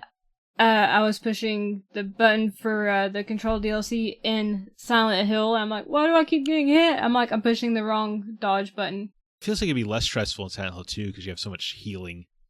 Lake House, I felt like I was I mean, maybe I just suck at Alan Wake 2 now. I don't know, but it felt like I was running low on bandages every now and again. Yeah, I ran low as well. But they don't give you a lot of supplies. Right. See, now I just want to go play Control again. Despite my problems with the length, pick this up. Come on, support Remedy, Yeah. support the Remedy Oh, I Connected will. universe. The Night Springs DLC that you'll also get because you can only get them together is worth it as well. Just the Rose section alone, I feel like justifies the cost of that one. Yes, I love that section. It's so good. And and the seeds they plant here with the Control 2, and you get a little bit of it. The way this FBC outpost was kind of interacting with Alan Wake 2 is really interesting. I think Mm-hmm. there's a whole floor that I think is going to be very interesting to any Alan Wake fan of the Lake House. So it sounds like a recommendation, not just to support, but you also are digging it, even though it is short. Yeah, I mean, I thought Yes, I had a great time for sure. And the way it's like set up when you pick it from the menu, it seems pretty clear that you can just. I think you're meant to like play it while you're playing through Alan Wake 2 itself. The way she's narrating it to Saga, it sounds like there's a moment in the main game where you can talk to Estevez a lot as Saga. And you can kind of ask her about the lake house there, and it feels like I feel like you're just going to be able to transition right into this from there. That's what it feels like to me. So it's almost like it might be one kind of continuous experience. All right, that is Alan Wake 2, The Lake House. You're playing that on PS5. Is it? But I assume it's available on. I played it on Xbox, so. Okay. There you go. And of course, There you go. PC. Yeah. All right, Alyssa, Mm-hmm. you have been playing a game called Leximan on PC. This comes from developer Knights of Borea. Was provided to us by Decibel PR. This looks like an interesting game from an artistic standpoint to me. Very pixelated. Mm-hmm. At least it starts out very pixelated, very simple, but then some of the animations just get really pretty and gorgeous. But what is the premise of this game? Because I see wizards, I see principals, it's a school. What's going on? Okay, so you are Leximan, and you're going to wizarding school, but the thing is, you have zero magic. All you have is a book called the Lexicon, and the Lexicon allows you to combine words and letters and cast spells. But also, the kicker is you're a really terrible wizard, even with the Lexicon, so everything you do, you make everything worse. So, when you're in school, you end up being locked in the dungeon with all the other terrible wizard students. And the game goes from there. I don't want to spoil too much of the story because it actually is interesting. But I just love the fact that you're playing someone that's so terrible at what they're going to school for that you end up in the dungeon. So you're a terrible wizard going to wizard school. Yes. And this makes for, I mean, does it make for a compelling story? It sounds like it does, but this is a genuinely hilarious game, and they really incorporate humor into everything that Leximan goes through. Battles, instead of doing a typical like RPG battle where it's turn-based, you are using the lexicon to create phrases to cast spells, which always hilariously are told, like what happens. You can do, standard spells sometimes, but sometimes, you could put wave, and then you think maybe that's an ocean wave. No, you're actually just waving to the enemy, and they're like, why are you being friendly to me right now? That's pretty clever. You can't really type anything you want. It gives you a certain amount of letters and words that bounce around the screen during these battles, but it's always interesting just to play around, and I would, do that sometimes just to see what would happen, and then go for the actual, what I knew was the actual spell. But it's really creative, and it's unique. All right. So Leximan, you're playing that on PC. Looks like it's only $15, and I forgot to mention it was published by Marvelous Europe. Do you recommend people check this one out, or? I definitely do, especially if you're looking for something different, and it combines a lot of different genres together. It's not just an RPG. It feels like it's got some visual novel aspects to it. It feels like during some of the mini games, you're going to get Vampire Survivors feel like a feeling.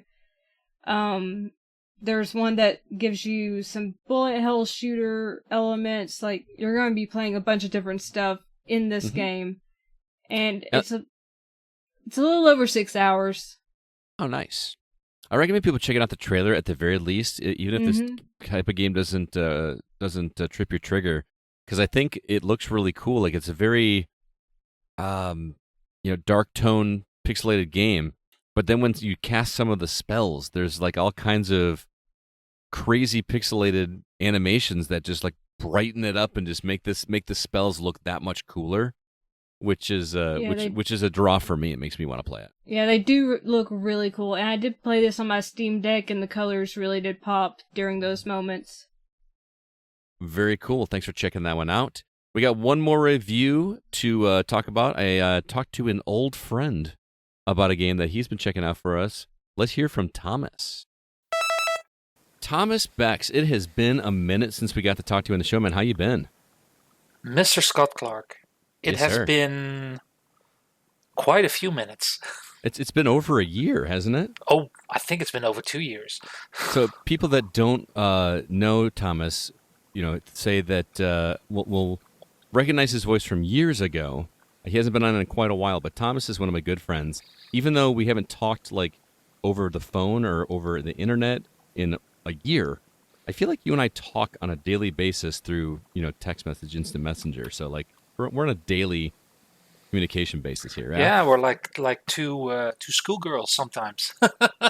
The way we that's we chat a lot, Oh yeah. Yeah. Well, you're usually the first text message I get as well, because you're 6 hours ahead. So, by the time I get up, it's already like, lunchtime or whatever for you. So you've already sent me a message. There's usually something waiting for me. But anyway, it's good to have you back on the show, man. I'm excited to talk about this game you're reviewing for us. It is a remake of a game from 1997 called Riven. It is Riven Remastered. You're playing it on PC, but it is also available on Mac. I'm playing on Steam Deck, actually. Steam Deck, okay. It is Steam Deck compatible. Yeah, but that is PC, of course. But yeah. It was originally developed by Cyan Worlds. Cyan Worlds, yeah. Cyan Worlds. I think it's Cyan Worlds. Sunsoft was also involved in there as well, and it was developed again. The remake was actually developed. It's interesting that they're doing their own remake. I feel like in today's climate, there's a lot of porting companies that take this game and they remaster it over, but they're doing it themselves, which is kind of cool. And we were actually provided the code by Evolve PR, so shout out to those guys for hooking you up. Now, I want to talk to you about this game, because I'm going to be honest, Thomas, I have never played Riven. Now, I played Myst, and I think part of the reason I never played Riven was because I was so god-awful at Myst. I could not figure out for the life of me what I was supposed to do in Myst. I couldn't get very far at all, so I just never touched Riven. You sounded like you had a similar experience. Maybe you didn't drop off quite as hard as I did, but you had some frustrations with Riven back in the 90s as well, correct? Yeah, same with Myst, same as you. I am a hardcore adventure gamer, but these games so often make me feel like I'm some dumbass because I can't figure out what to do.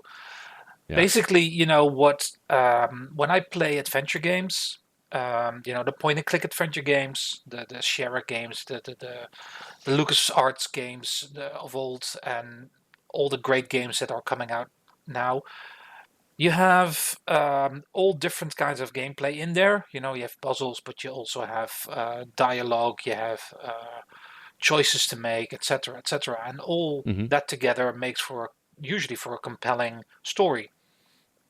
The problem with that I had with Myst, and in a lesser degree with Riven, because I couldn't really find the story in Myst, and Myst is all puzzles. Riven is all puzzles.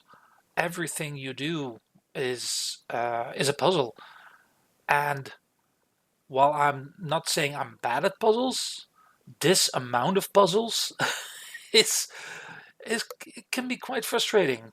Yeah. Well, for me, it was the lack of direction. Part of the fun and excitement of Myst that I could gather was not only solving the puzzles, but figuring out what the puzzles wanted you to do. Because there really was no direct instructions. It was like, there was no like, okay, you need to open this door. It was all about experimentation. And it was, like fiddle with this and fiddle with that and see if you can figure out what you're supposed to do. Does that carry on over into Riven? Yeah, that's 100%. The game is, I want to say the game is not entirely linear, because you have several puzzles that you can look into, and it starts straight away. Like you have this big door that you need to open, but you can't. At first, you don't know how to open it, and then because there is no clear way of opening it, but you can open it. Before you can open that door, you have to get through some other stuff first.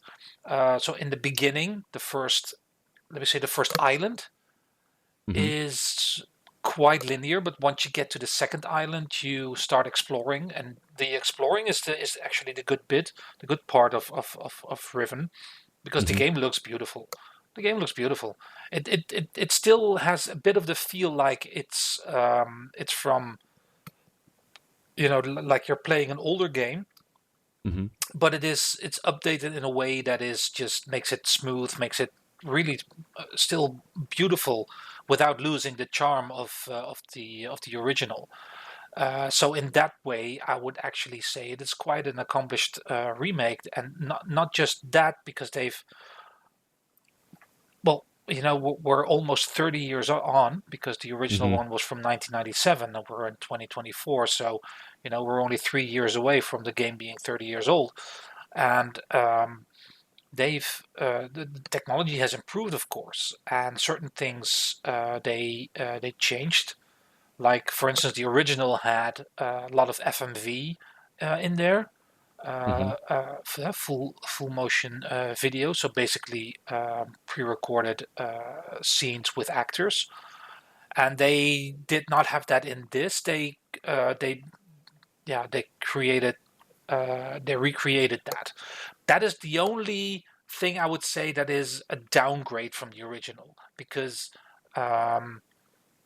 it's obviously way more fun to have those FMV scenes. It's not like it's going to ruin the whole game, not at all. Is the worry that you can't really remaster FMV since it's just straight up video? You know what I mean? So like you can kind of recreate the digital landscapes. Right? Probably. Yeah, you can recreate the entire landscape. That's not an issue at all. But you can't redo the FMV, and there's probably a rights thing as well, because the original publisher, I don't think it's still in the business. The actors and everything, they're all it's 30 years ago. Some of them might not even Right. be around anymore. So it's probably a lot cheaper and a lot more efficient to do it like this. So I completely get that Yeah. that decision. What they also did was add new challenges, new puzzles for people who played the original Riven, which I have to say came on. We just looked that up. It came on 5 CD-ROMs, which was is nuts. massive, massive in 1997. Yeah. But they added whole new sections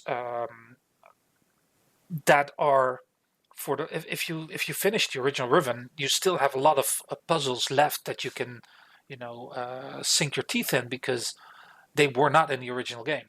Maybe they Right. were planned for the original game, but for some reason they were not in there. And maybe they took this opportunity to add some stuff in there that they were not able to do technically back in the day. So that's cool, because I've actually watched a few videos of people who completely finished the original Riven and who were playing the remake, and they were like, "Oh, this whole section, this was not in the original game." So That's I think awesome. that's very, very cool, and I think that's also the way to go with a remake like this. When you have that opportunity, when there is a game that's all about puzzles, why not throw in a few new puzzles when you can do Right. that? Maybe expand the world a bit more. I think it's really cool how you're talking about how gorgeous this game was, because from my memory, that was the big selling point for games like Myst and Riven back in the day, is they just looked, to our mid-20s eyes, or maybe early 30s, depending on your age, they looked photorealistic back in the day. That's why they needed to be on 5 CD-ROMs, to be able to for it to be able to fit on your Oh, computer. they and were play those system games. sellers. These games were like that. They used them to show how much a system could do. So people would Right. actually buy PCs so they could play Riven. I mean, Yeah. you're talking about certain games that sell certain consoles, but back in the day, that was what sold PCs. Yeah. So I'm curious what they have done differently to make it look so gorgeous by today's standards, but still keep that original charm. Can you explain that a little bit? What is Well, the same but different? they probably used I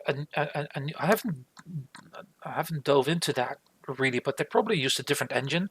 Like Mhm. they have all these engines nowadays that can give spectacular visuals. So they probably used a completely different engine to rebuild their entire world, which would, I assume, be much easier to do now than it was back then. Mhm. So is the gameplay pretty much identical? Are they still not holding your hand at Oh, all? And not at just all. Not okay. at all. Yeah. And I sometimes need that hand holding, because when it's all puzzles, my brain, I can't. That's the I kind of have like an adventure gamer's brain. Like I can generally think of what I need to do first in order to get this, in order to do that. But with these games, I have a very hard time with it. So I already had, even in the beginning, I had to consult a walkthrough every now and then, which I'm absolutely not ashamed of with these very complicated puzzle adventure games. Mhm. Um, because I was actually, because I had those, I wanted to play this game because I had those frustrations back in the day, and I wanted to know. We talked about this on the Adventure Game podcast as well, where my dislike for Myst is well known, and I'm not the only one. So I was like, maybe it's 30 years ago. I want to give this a shot. Maybe it was me. Maybe I was just too young back then, or wasn't fully open to it. But while playing it, I came across that I still have those same frustrations, which is, so it's totally me. It's absolutely not the game, because the game is very cool. So if you're into these kind of games, then you definitely should play this, because there is a very good story buried in there, Oh, okay. which you get to by solving all the puzzles. And while I was playing, I was actually playing a bit today because I haven't finished it yet, but I played enough to be able to talk about it. I was thinking I think the main thing is the fact that it's not holding your hand as much. I wish I would do a bit more because if you remember Call of the Sea, Mm-hmm. which is actually quite similar, but it is way more linear to when compared to games like this. And I loved Call of the Sea. It was one of my favorite games of that year. And it only had one puzzle that I really couldn't figure out. And here I'm crashing into it. I think it just assumes a certain intelligence. It's really not. It takes its players very seriously because it is not holding your hand. It is not. It's also not punishing you for. It's just a very difficult game. But I also know that a lot of people are very good at this kind of game, so they are gonna have a blast with it. Meanwhile, I'm struggling because I wanna get through it because I want to know how the story goes. So yeah, it may sound now for a bit that I'm negative about the game. I am not negative about the game. I am merely frustrated by the fact that Thomas, cannot enjoy the game as much as I wanted to. Mm-hmm. For the frustrations that we already talked about. And if you look at this game, you think this looks like a great game to play. Just go for it, play it, because the gameplay is smooth. It plays very well on the Steam Deck. It plays very well on a PC. The game looks fantastic, and there's a lot on offer there. I mean, you can get a lot of hours out of this game. I know I am gonna get because I'm surely not gonna be able to solve all the puzzles that quickly. So, like I recently got to a new island, and I'm not even sure if the previous if I did everything on a previous island. But yeah, I got the opportunity to go to the next island, and I know I can still go back, at least as far as I know.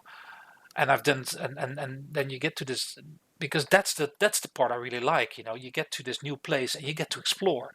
And then you see all these new beautiful things, and the sound is great. There's a bit of a this part a bit of a jungle area, and all of a sudden there were some creatures diving into the sea, and it was really cool. So that's what keeps me going in games like this. I wanna see more of this world because it's a beautiful world. Awesome, man. Well, again, that is Riven Remastered. If that interests you, like Thomas said, you can play it on Steam Deck or PC. It's also one of the rare instances where a computer game is available to be played on Mac. So you can also even check it out there. And it is $34.99 is the retail price on that one. So check it out. Thomas, thanks so much for checking that out, man. I really appreciate you stopping by. As always, it's great to hear from you. Yeah, it's been a long time, so it's kind of... It suits that I'm returning with a 30-year-old remake. So yeah, that does make sense, man. Well, don't be a stranger. Keep in touch, and you have yourself a nice night. All right. You too, man. Bye. Good to hear from him. It's been a long time. I've got a couple people I want to say hello to over on social media. Facebook.com/groups/the GoCast. Someone by the name of Cole Fox joined the community. Welcome over there. And on Discord, Graveyard Kid ? That is his username. Welcome. Hope you're enjoying the community over there. Do us a favor, drop us a review if you get a chance, and also check out our website, thegamingoutsider.com. You can find all of our written content as well as episodes. And that written content, we did do some catch-up this week. You can see Sean Coates' review of Funko Fusion, Mark's review of Touhou Danmaku Kagura Fantasia Lost. Did I pronounce that correctly? I think it's Toho. EA. Toho. Sorry. Sean's review of Atari 50, The Wider World of Atari. Alyssa's review of Leximan, which you just heard her talk about a little while ago. Rel checked out a game called Ast Libra Gaiden, The Cave of Phantom Mist. Zack's review of Crow Country is up on the site as well as Sean's review of Starship Troopers Extermination. So if you'd like to read more about that, head over to thegamingoutsider.com. And now we are going to jump over to our From the Outside In topic.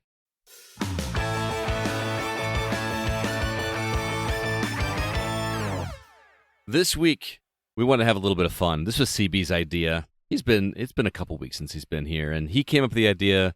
We've all seen people do these kinds of things on Reddit or on threads of video game, communities. He wanted to do a describe a game poorly. So each of us have brought to the table 3 different games that we're going to describe in an awful fashion, nondescript, kind of vague, and we're going to see who can guess them and just kind of have some fun with it. We also got some from the community that we'll share as well. So, CB, I've got you down as first. So what do you guys want to do? You guys want to do, everybody does all Round 3 of robin. theirs, or do you want to do round robin? Okay. Round robin.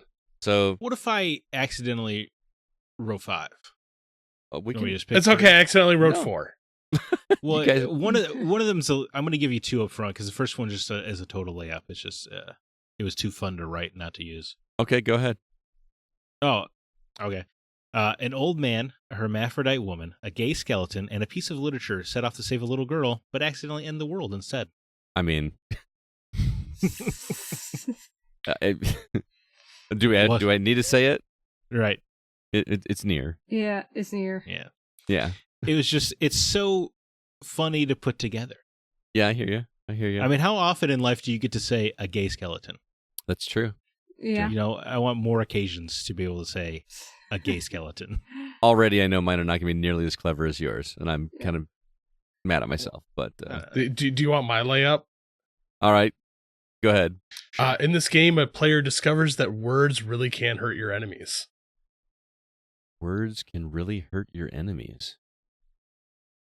I have no idea. I was gonna say, I guess it's not a layup because. Oh wait, Like, is is it it a Typing of the layup? Dead? It is Typing of the Dead. Oh, okay. Well, Yeah. well, I had Alan Wake on the brain. I was like, well, I guess he does kind of write. That's what I was thinking You know, too. murder, yeah. Yeah. All right, Alyssa, what's your first one? You place ovals on solid surfaces to get to the next room. Portal. Yep. Yeah. All right. So how do we? Oh wait, how do we handle the guessing? Are we all just blurting out? Yeah, just Yeah. All right, blurt it All out, right. man. Okay. We're not really like keeping score, right? All right, Scott, Well, give maybe us you're not. yours. Oh man, mine are not going to be nearly as clever as you guys. A woman is scorned so badly by another woman, she decides to torture her by forcing her to navigate the underbelly of a corporate conglomerate. Lemons are Portal. a factor. Portal. No. No. Lemons are a factor. Uh-huh. CB should get that one. Corporate conglomerate. Oh, it's Portal 2. Portal 2. Sorry, Zach. Okay. Man, come on. I was just don't know, like, I didn't get that I was one like, either. lemons are a factor. And I'm like, oh yeah, Portal. That's such Now, a, if you had that's said such a- like lead underpants or a potato, I would have got it even faster. Yeah. that's such teacher energy. Ugh. Sorry, man. You Sorry, said no, it's just Portal 2. I felt bad No, I because mean, you're right. it's a different game, man. It's a different game. You're absolutely right. All right, Zach, you're up. Oh, am I? Okay. A family group could retire to Tahiti if only they had enough faith to believe in the goddamn Oh, plan. Red Dead Redemption 2. Red Dead Redemption 2. I was like Tahiti, and I'm like, oh yeah, go figure. Yeah. Damn Dutch. Tahiti. I got my Tahiti poster around here. You know, I Dude. purposely did not do a Zelda game because I knew I was it like, in my brain, I was like, okay, which one is going to be Zelda for Scott? yeah, right? Yeah. Right? Yeah. Well, yeah. I was fully expecting a Zelda one. You know, I wanted you to stay on brand. I thought it would be I didn't want to do that. You're too It's okay. I ashamed of really yourself. tried to figure out one for Galaga. yeah. Ship shoots bugs. Who's up next? CB based on the rotation we did All last right. time, right? Okay, let's see which one. A bunch of pets band together to collect precious minerals and destroy technology. Bunch of pets. Pokemon? No, No. Animal Crossing? Animal Crossing? no. No. Destroy Yeah. technology. Interesting. Scott, you're the last I guest left. I will give you a hint. This is actually a series of games that you Well, will you're supposed all to- kick yourself in the head for not knowing it. Well, you're supposed to describe it poorly, right? So I guess the idea. Yeah. would be Yeah. that- Yeah. Say it one more time. A bunch of pets band together to collect precious minerals and destroy technology. Is it Pikmin? No. No. Bunch of pets. The destroy technology is what's throwing me off. Yeah. Well, I don't- when I tell you the answer, you're Minecraft. gonna be like, Like Minecraft was. Well, no, it was a series though. I am at a loss. Throw something. You got to get Take a something, guess. Scott. See, a bunch of pets. I can't think of a game that has like pets as the primary Yeah, characters. Scott, we're not moving am on. I, am I going to get a point? We're not. It's not a competition, CB. But we're also not moving out until Scott makes a guess. God, I don't know. Smash Brothers. There you No. go. Sonic What the is this? Hedgehog. Sonic the Hedgehog. Sonic They're the not Hedgehog. pets. They're big. Sonic is a hedgehog. I understand what you're Big saying. the cat. Yeah, do you have a pet echidna, CB? You could. You can. You can legally buy them. Do you have a pet Eggman? He's not the good guy. No, I understand. Eggman. If you go back to the original Sonic the Hedgehog, CB, I see how you got there. Okay, I know. That's not in dispute. However, these people are sentient. Okay, screw people. you should not keep Sonic as a pet. You're gonna piss off the furries. Be careful, man. Whoa! They might like Scott calling out a whole group here. Hey, who's up? I've had friends It's that have me. had hedgehogs for pets. no, yeah, I'm not disputing that hedgehogs can be pets. I'm disputing that Sonic is he knows it's his place in existence. He's alive. I mean, he Lies. did his homework. He described the game poorly. I did. That's true. You're absolutely Yeah. correct. You know what? I stand corrected, and I apologize for making an ordeal. Alyssa, what's your next one? Okay. You fight against addicts and overprotective fathers in a fancy city that is sometimes wet. BioShock. Yes. Okay. There you go. Okay. Good. Am I up? Yes, Yes. sir. A child attempts to earn some spending money by working part-time in a local neighborhood, only to find out that everyone and everything on the block wants to murder him. Paperboy. There you go. Wow. All right. Thank God, CB. I would have never gotten that. My guess was Earthbound. I tried to come up with one for Earthbound, but Earthbound is so quirky. Oh, Like, you could just Oh. read the normal description of that game. yeah. Yeah, That game already describes itself poorly. a kid goes out to the grocery store and ends up committing an abortion on an extraterrestrial beast. Is this yours? That's Earthbound. Oh. Mm. I was like, yeah. No, although you got to come up with a Zelda one, Scott. While we're I'm not going to rotating. come up with... Come I on. can't come up with something on the spot, dude. Oh, dude, it's All right. easy. It's not for me. Anyway, okay, next one. A young man wants a boat ticket so badly he's willing to do any job to afford it. Shenmue. Correct. Yeah. Yeah. Dang. I haven't even played Shenmue. It's not poorly enough. I got to do these poorer. Yeah, I know, dude. Take some tips from CB. All right, you ready? A pet wants to buy a spaceship ticket, so he's willing to play Tetris professionally. Shenmue. There you go. CB, you got one more? Or do you Oh, got two more? I got more. Okay. I can come up with these on the fly. I can't. A player realizes over the course of an adventure that mushrooms aren't really all they're cracked up to be. Super Mario Oh, Brothers? I guarantee you guys probably aren't going to get this one. Wait, say it again? A player Mushrooms. realizes over the course of an adventure that mushrooms aren't really all they're cracked up to be. I can't think This is of a it. deep cut. Okay, well, Mushroom Men. You're on the right path. All right. Mushroom Men. There were Mushroom Men in Earthbound. Well, Mushroom Men was a Wii. This is a newer game. Oh, well, it's not that new. It's only a couple of years old. Oh, Last of Us? No. Last of Us 2? No. It's actually Last of Us Part 2. Sorry. Oh, Last of Us Part 2, actually. No, Last of Us Part I'm using 2. your logic. You wouldn't have gotten it. I wouldn't have counted. Yeah. Yes, exactly right. All right, CB. Resident is Evil it? 8. Oh yeah, okay, Oh, yeah.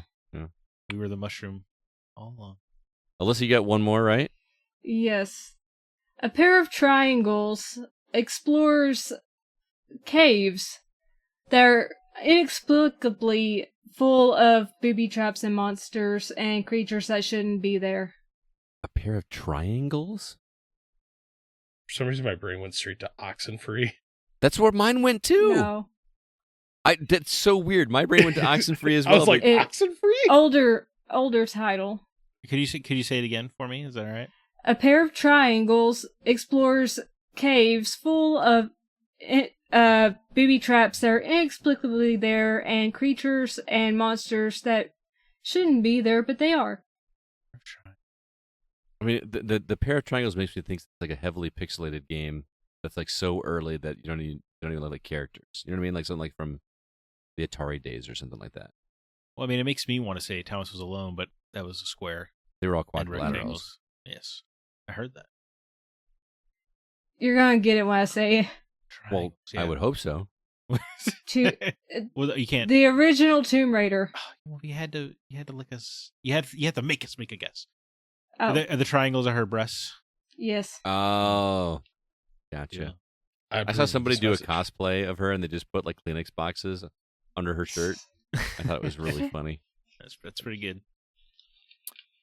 Is it my last one? Mhm. Yes. A courier inadvertently becomes a suicide bomber, but survives the ordeal and winds up with superhero powers that help him destroy cameras. Fallout Infamous. 3. Infamous. Infamous, yes. Come on, it could have been Fallout 3. Well, New Vegas is the one where you're a courier. Oh, yeah. Yeah. Fake fan. That's all I have. I think Alyssa's out too, right?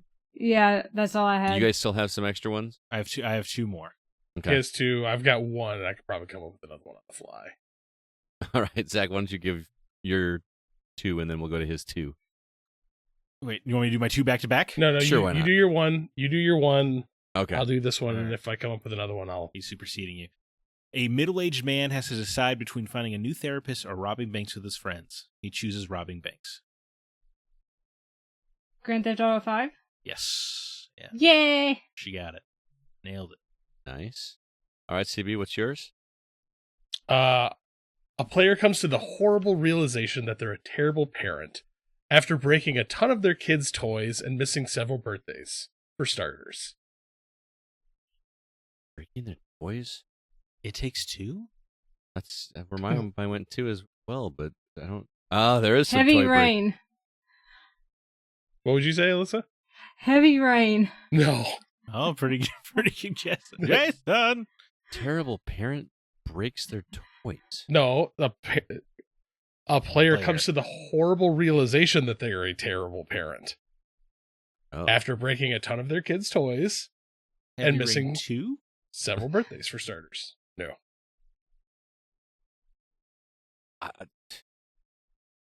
Shadow of the Colossus? Interesting. That's an interesting take from a Alright. parent. No, I guess. I don't. That's my guess. I don't know. Fallout 4. Oh. Oh. Realizes they're a terrible parent. Yeah. Interesting. All right, Zach, you got one more? I do. A thief wants to impress his crush so much, he ends up saving not one but 2 worlds, but even more impressively, forces himself to become a theater kid briefly. Theater. My mind immediately went to Prince of Persia, Sands of Time, until you did Theater Kid. Final Fantasy 7? Rebirth? Interesting. Final Fantasy 8. CB? What if is that what you're getting? Final Fantasy 8? Yeah.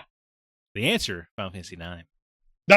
Gosh darn it. I was like, 7, it's gotta be a Final Fantasy game. You're gonna get there eventually. And, well, theater kid, and I'm like, okay, they're in school. It's Final Fantasy. No, I thought about that segment, the romance segment in 7 when you said that. Yeah, theater. Oh yeah, Yeah. But 9, not once but twice does Zidane have to take part in a play. Nice. All right, CB, you got the last one? You come with one on the fly? I've got one. I'm trying to think of a way to word it to make it a little harder because it's kind of a softball. Okay. Well, while you do that... It's okay to be a softball. How about that? You can just Yeah, be just a softball. A Soften game- it up. a game that makes you realize energy drinks are bad. Oh, Death Stranding. no, it's that one from No. Insomniac, the Sunset Overdrive. Sunset Overdrive. Yeah, there you go. Yeah. Nailed it. No, you got that fast. Because Death Stranding energy drinks are good. That's right. It's Yeah. all Yeah, no. I just thought about Monster which is no longer Monster in the game, I don't think. But Yeah, that's the weirdest thing. They like The only way to make changed it it. play Monsters, you have to have a PlayStation that you haven't plugged into the internet, and then load a physical copy of the game. But don't worry, you can still watch Ride with Norman Reedus airing on AMC. yep. Is that? Are we sponsored? Or That was on the shower. It was in Death Stranding. Yeah, listen, thank you Yeah. for knowing what's going on. Every time Norman Reedus took a shower, and he took a lot of showers in that game, you would have to look at a poster for Ride with Norman Reedus. Interesting. Did you ever watch it? No, the marketing did not work. Oh, okay. I was too busy making pea grenades in Death Stranding to watch Pee and TV. Pee and poop grenades. Yeah. All right. Well, we had some from the community as well, and what I did is I created a Google form for people to fill out and drop them in there because I didn't want them to be like in the comments on social media and stuff like that. So I put a sample one in there that I saw off the internet just to kind of give you an idea. But I'll see if this should be a softball for you guys. A soldier has an incoherent hallucination and must attempt to convince the government that the world is going to end. For some reason, Maybe- my brain went straight to Spec Ops: The Line. That was my first thought too. The world's not ending. Wait, is it Mass Effect? It is Mass Effect. Yeah. So that was, again, not one from the community. That actually, CB, while I'm reading these, would you mind looking up Facebook? I think there was one on Facebook that somebody posted. I forgot to put it. First one comes from Sean Coates, and he says, the first three words are going to give it away. A Serbian immigrant. Serbian immigrant. Oh, no. Grand Theft Auto 4. Grand Theft Auto. Yeah. I'll read the rest of it. But a Serbian immigrant moves to the big city in pursuit of the American dream, one bowling date and vehicular mishap at a time. I mean, that is funny. It was Sean Coates who I assumed that the first three words were going to have to do with Wolfenstein. So when it didn't line up, I was confused. Next one comes from Mark Szymanski. He says, 4 good friends find medicine and seek out lockable doors to avoid ghouls that occasionally vomit. Left 4 Dead. Left 4 Dead. Left 4 Dead, yep. Good one. And the last one comes from Drew Ross. He says, an officer of the law must stop a misunderstood group from spreading their message to others. A misunderstood group. Resident Evil. I wouldn't have gotten this one. You said a police officer? Is it Disco And- Elysium? Officer of the law. No, it's not Disco Elysium. Okay. And I know that you've not played this game. Really? Yeah. Officer of the But you're law. familiar, you're aware of it. Officer. I will give you a tantalizing hint if you cannot get. Sure. Tantalize me. I feel like the name of this game is buried deep inside of you like a seed. Far Cry 5. I'm tantalized. It's a Far Cry 5. Yeah, Far Cry. Ay, not like a seed. Ay, so gross. Did you find the one I was talking about, CB, or am I imagining? I hate Facebook. He doesn't know how to use the He internet. doesn't know how to use Facebook. Oh, I don't my know how to goodness. I don't know how to use Facebook on a PC. Well, not knowing how to use Facebook is a virtue. That's a good thing. Quit bragging. I'm like, No, dude, like every time you know what? Screw this. I'm gonna look it up on my phone. I'm already looking, so whoever gets there first. No, we're not going to sit here and play the. Oh, we're playing this game. Oh my goodness. Alyssa's gonna beat me though. No. Probably not. Alicia Deadly D says, move to small farm and hoe around town. Oh, which one would you like? Story of Seasons. Stardew Valley. Yeah. My guess would have been Stardew Valley. She didn't give an answer, but Harvest Moon. I maybe? know how much Alicia plays Stardew Valley. Yeah, like hundreds, I mean, possibly thousands of hours. To be fair, in Stardew Valley, you really hoe around town. Yeah. A young boy can't deal with the grief of losing a friend, so instead he has to deal with everyone else's grief. Is this another one you're giving us, or is this? Yeah, this is another. This is off the top of my head. All right, you're gonna just say it one more time. A young boy can't deal with the grief of losing a friend, So instead, now he has to deal with everyone else's grief. Majora's Mask. Majora's Mask. Boom! We had to get a Zelda in here. It just didn't There you feel go. right. Scott, this is Scott Clark's show. I'm just like, I to this day I still have never played Majora's Mask, and I got that one before the Zelda guy. That's crazy. There is one more, but I don't have the answer Yeah. for this one, so we're going to have to figure it out. I know it. You know it? Okay. Matthew, I'm pretty sure. Matthew Toss it up. McChand Yeah. says, people dying and kids yeeting themselves into TVs. I'm pretty sure it's Persona 4. That's why I wouldn't have gotten it. Yeah, Yeah, That- I was going to that say Little aligns. Nightmares 2. Oh, it could be that one too. Yeah. He's I going, haven't played that one, so. he's going to have to confirm that one for me. Persona 4 feels Next more time. likely. All right, that was our topic. I know it was short and sweet, but that was fun. I kind of feel like I want to do it again another time because Yeah. that was a good time. Dude. Next week's topic, we are actually having a special guest next week. Zach, unfortunately, you're not going to be here, but we are having a developer on the show next week. He was actually one of the developers that had a booth at R2V2. He has a little mobile game called One Bit Adventure. We're going to talk to him. We're probably going to have a topic centered around mobile games. I know it's supposed to be Community Topic Week, but I want to have something a little bit more aligned to our guest. So stay tuned on the socials for that. We'd love to get some comments on there. But that's going to do it for this episode of The Gaming Outsider. Thanks so much for listening. This episode was produced by Kevin Honigford. All the music you hear is written and performed by Grant Henry of Stemage and Metroid Metal. His website, again, is stemagemusic.com. Please be sure to email us if you have any questions or concerns. Our address is feedback@thegamingoutsider.com. Zach, any parting words or recommendations before we get out of here? Yeah, I just randomly came across on Netflix the movie His Three Daughters, Oh, that's so good. and it was exceptional. Yeah, I couldn't believe how good it was. Starring Carrie Coon, Natasha Lyonne, and Elizabeth Olsen as three sisters who have to deal with their father's dying days. He's in hospice care in the house, and it's really just about their sibling dynamics and dysfunction. And yeah, great movie, shot on film, which was cool. It's had a very, I don't know. It was just I almost had like a '90s movie feel to it, I guess, is what I want. Is what I want to say. I don't know why I want to say that, but I do. But yeah, it was just great. Very touching movie. Mhm. Exceptional performances. Elizabeth Olsen, wow, what an actress. Wow. Yeah. The tone of that reminds me of, did you ever see This Is Where I Leave You? Oh yeah. Mm-hmm. Yeah. Is it that kind of vibe? I don't think so. Or more 90s? Okay. Mm-mm. That's Well, what it again, reminded me. the '90s. I'm saying like '90s filmmaking, and I really don't. I still don't know why I said that. Okay, but I had to get the thought out. All right. But it's great. I mean, Natasha Lyonne. I'll watch anything with her. Oh, yeah. She's great. If people could stop making awesome Netflix recommendations right after I canceled my subscription, that'd be great. What was the other one you recommended last week that I was like, I had heard good things about it, never watched it before I canceled. So.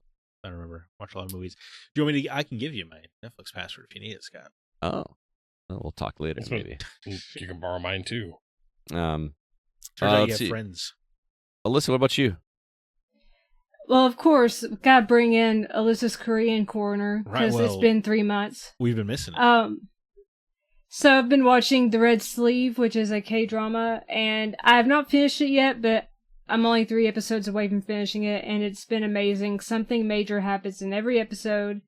It's actually the first historical K-drama I've watched, and this is based off a book, which is actually based off real events, but this is a fictionalized take on just this crown prince and how he falls in love with a palace maid. But of course she can't be queen or anything like that. And it's just charting their journey together. But then there's assassins and there's other things going on. It's so good. And I've heard it's devastating. I haven't got to that part yet. But I'm really loving it. And it feels good to get back into watching like long form K-dramas because I was watching like some that were 20 minutes a piece. This one's episodes are like over an hour a piece, so it feels good to get back into it. But yeah, The Red Sleeve. If you haven't watched it and you've got Vicky, I recommend it, but you probably only have Vicky if you're also into K dramas you're already or J dramas or C dramas. A quick though important question, Alyssa. You said it's a period piece. What time period is it in? This is in the Joseon era, which I'm not sure the exact years of that. Joseon. Now, did they have subways back then? Like, how did they squeeze in that scene into the show? No, there are no subways in this. So you go to Subway a different way, I guess. Subway. Because, yeah. It's so, No subways. so sad to hear. Hopefully, there's like I know. maybe there's like a Subway ranch, and they just still have a breakup there. It all takes place in court. They don't have a ranch, sadly. Okay, well, Subway law offices. I don't know. Oh my gosh. They bring in a Subway sandwich they made from back in the day. Yeah, someone has a brilliant idea for an artisanal sandwich, and it's exactly 12 inches long. CB. Any man. recommendations? Well, I mean, it's spooky month, so I've been watching tons and tons and tons and tons of horror. Mhm. I will say I have two that I would probably stay away from.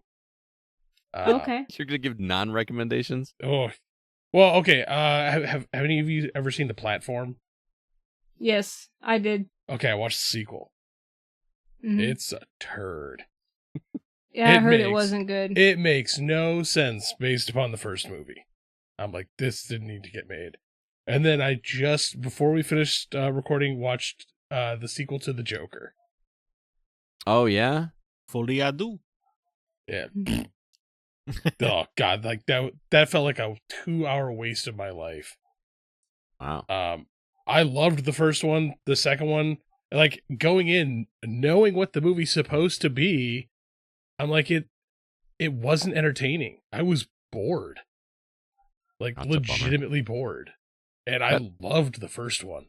That Mhm. that first movie falls into the camp of ones that don't need a sequel in my mind. Yeah, Like nothing about this movie felt like it was needed. Yeah. Like it didn't make sense. It just beginning to end, I was like, why? But in preparation for this Saturday, Scott, I've already watched Sleepaway Camp 2, 3, and 4. Oh my gosh.